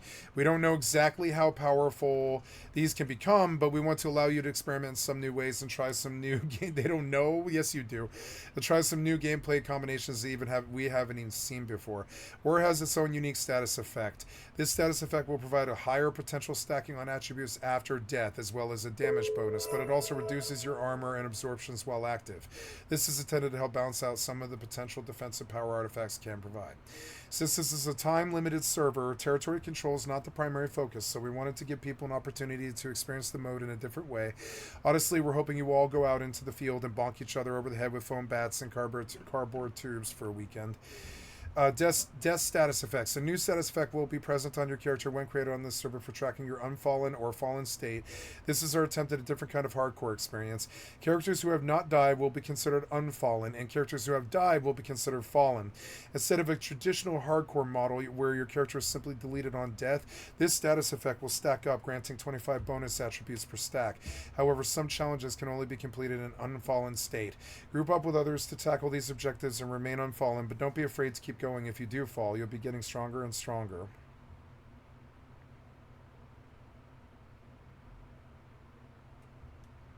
Yeah, I don't care if I die.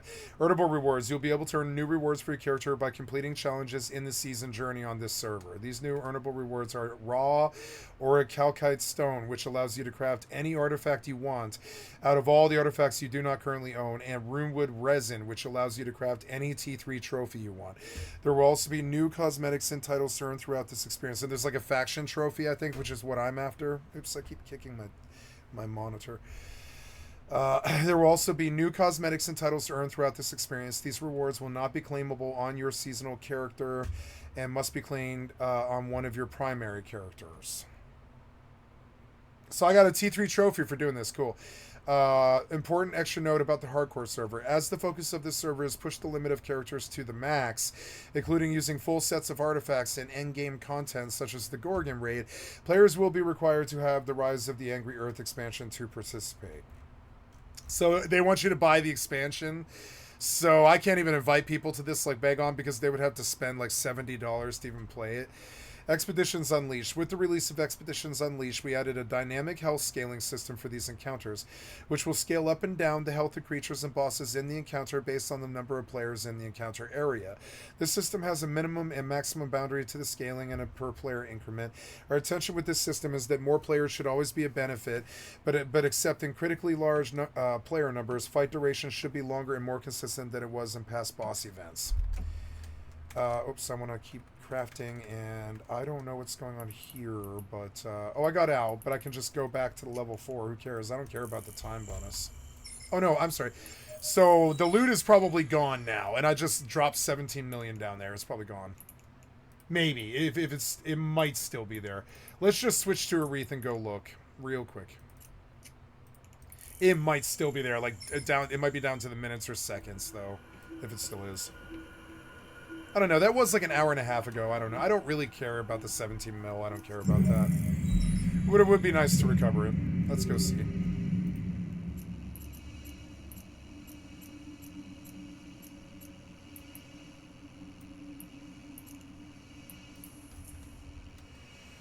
Warp drive active. With our initial release, we set our boundaries to fairly conservative numbers to ensure the system would not have a negative impact to server health due to longer fights. After reviewing the data from live service and player sentiment, we've seen a positive impact in fight duration within our boundaries, but we are seeing significantly higher numbers of players than our upper limit, and as a result, the effects of the system were not as impactful as we'd like versus very large numbers of players, greater than 40. With this update, we decided to increase that upper boundary to accommodate larger groups of players. We're making this change cautiously to avoid strain on the servers, and depending on the outcome, we may revisit these settings again in the future. Combat and game modes. Increase the bow's damage by 2% and musket by 2% in PvP.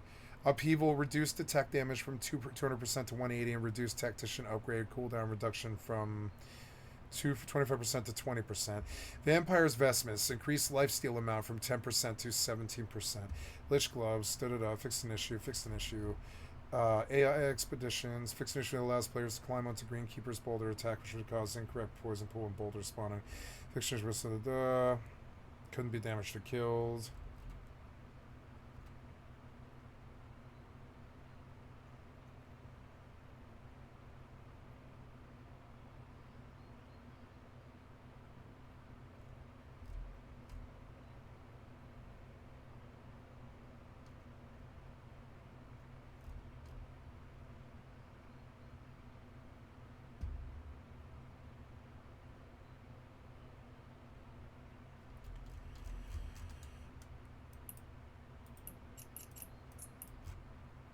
Warp drive active.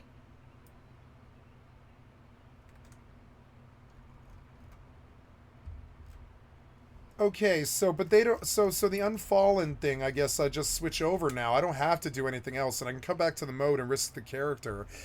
But maybe there's an achieve or something that they aren't warning us about about being unfallen at the end of the season, and so I'm just gonna leave the character there and make another character and redo this again, and then I'm gonna use that character as a risk and leave the other one just sitting. Leave this one sitting here.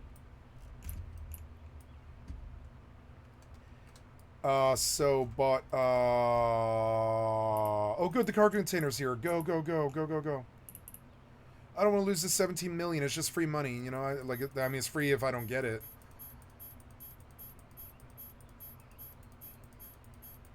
I mean, 17 mil is a lot to noobs. You know, that's like 17 gold in WoW and WoW Classic or something. You know, so it is like 17 gold in WoW Classic. It's like pretty much the same thing. So, you know, 17 gold is some money. You know, it isn't when you're like really mega rich and into the game, but it's not much when you're, you know. I'm sorry, but it's a lot when you're like, you know, just starting. So this was good. Wow, this almost filled me. It was like oh no, I got it all. It was only 360. Never mind, but that's still good. I got it all. It's 17 mil. Go Doc. I would like to go get Ma. I'm gonna jump clone. Oh, no, I can't jump clone. But I'm gonna shuttle out to. I'm gonna shuttle out to go get my what's it called, Noctis that I made the other day. I mean, I could buy one here and leave one out there, I suppose, but I don't think I'm going to farm in low sec ever again. I saw what happened, so whatever.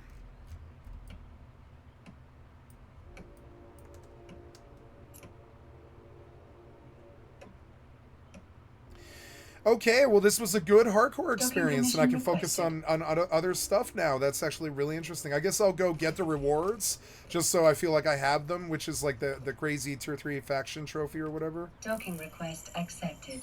So let's go see the end of the hardcore guide or whatever. Let's see what he says at the end of the guide when you've dinged. I guess I'll go look at my history. There's 2 Kiras today. I'm going to go make a comment on Kira's video before I go do what I was doing. Which is like, the videos have been so good. Keep at it, brother.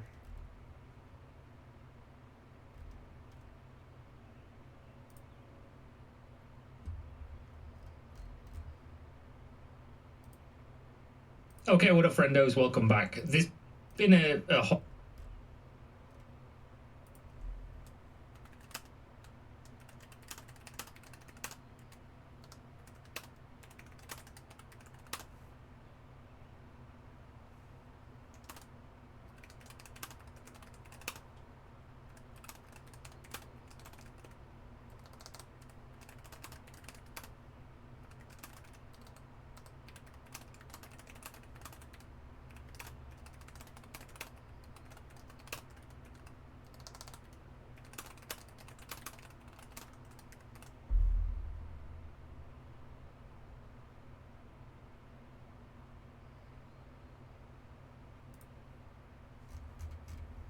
There we go.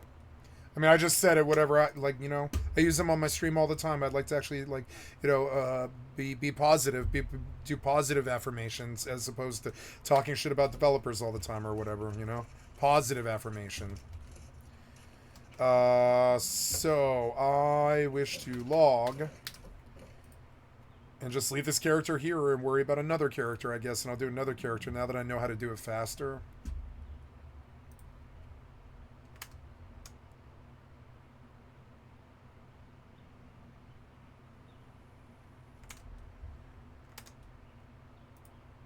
Ultimately, what is far more consequential and far more dangerous is the fact that ICE is unjustifiably kidnapping people, doing dragnets in neighborhoods, lying about how... What are they doing? Like, what are they doing right now? They're like breaking into some car to duck somebody. I've got to start my dinner, guys. I'll be right back. So, what do we eat this evening? I believe it is going to be beans and cheese and meat. Yes, the rest of my sausage.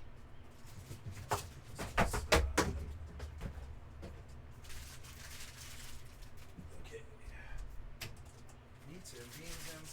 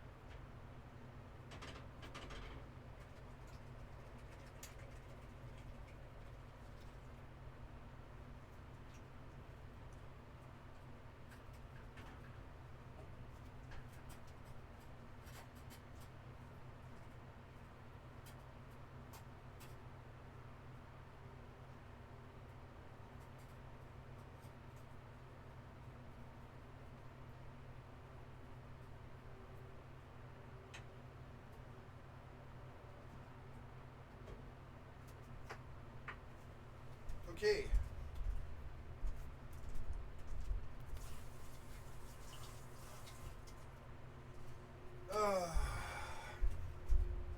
I will have refried beans with sausage and cheese. It would be very good. And some, maybe, oh no, I think I ate all my black olives, but I'll probably have some diced, yeah, I'll probably, you know, I didn't think about this, but I'll probably throw in some diced pepperoncini. I'll be right back.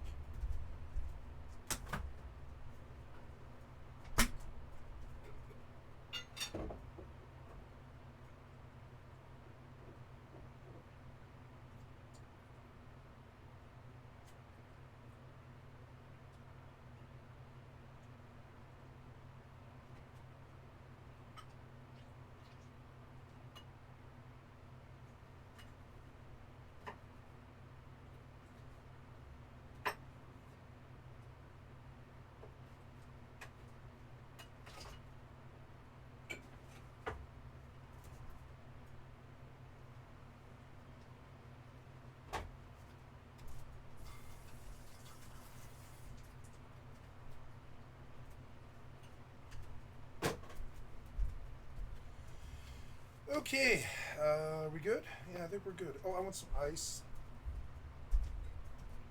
That's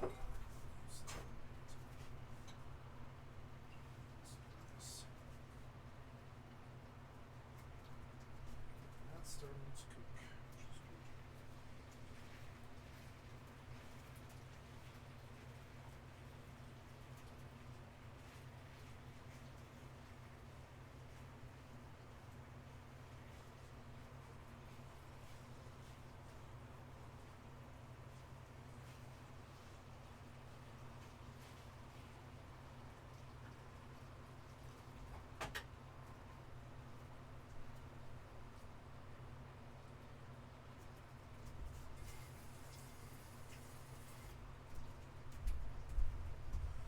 Okay, got a good dinner on the way.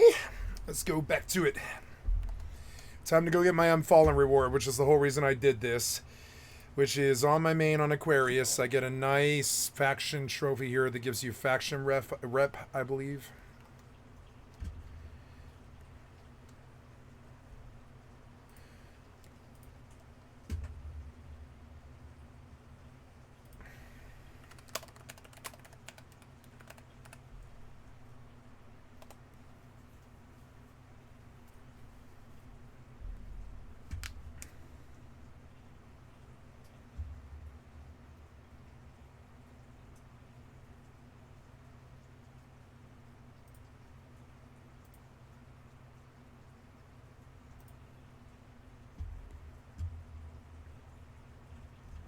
Thank you, Baggins. So what are we actually I'd like getting to from sub to your playing on channel. them?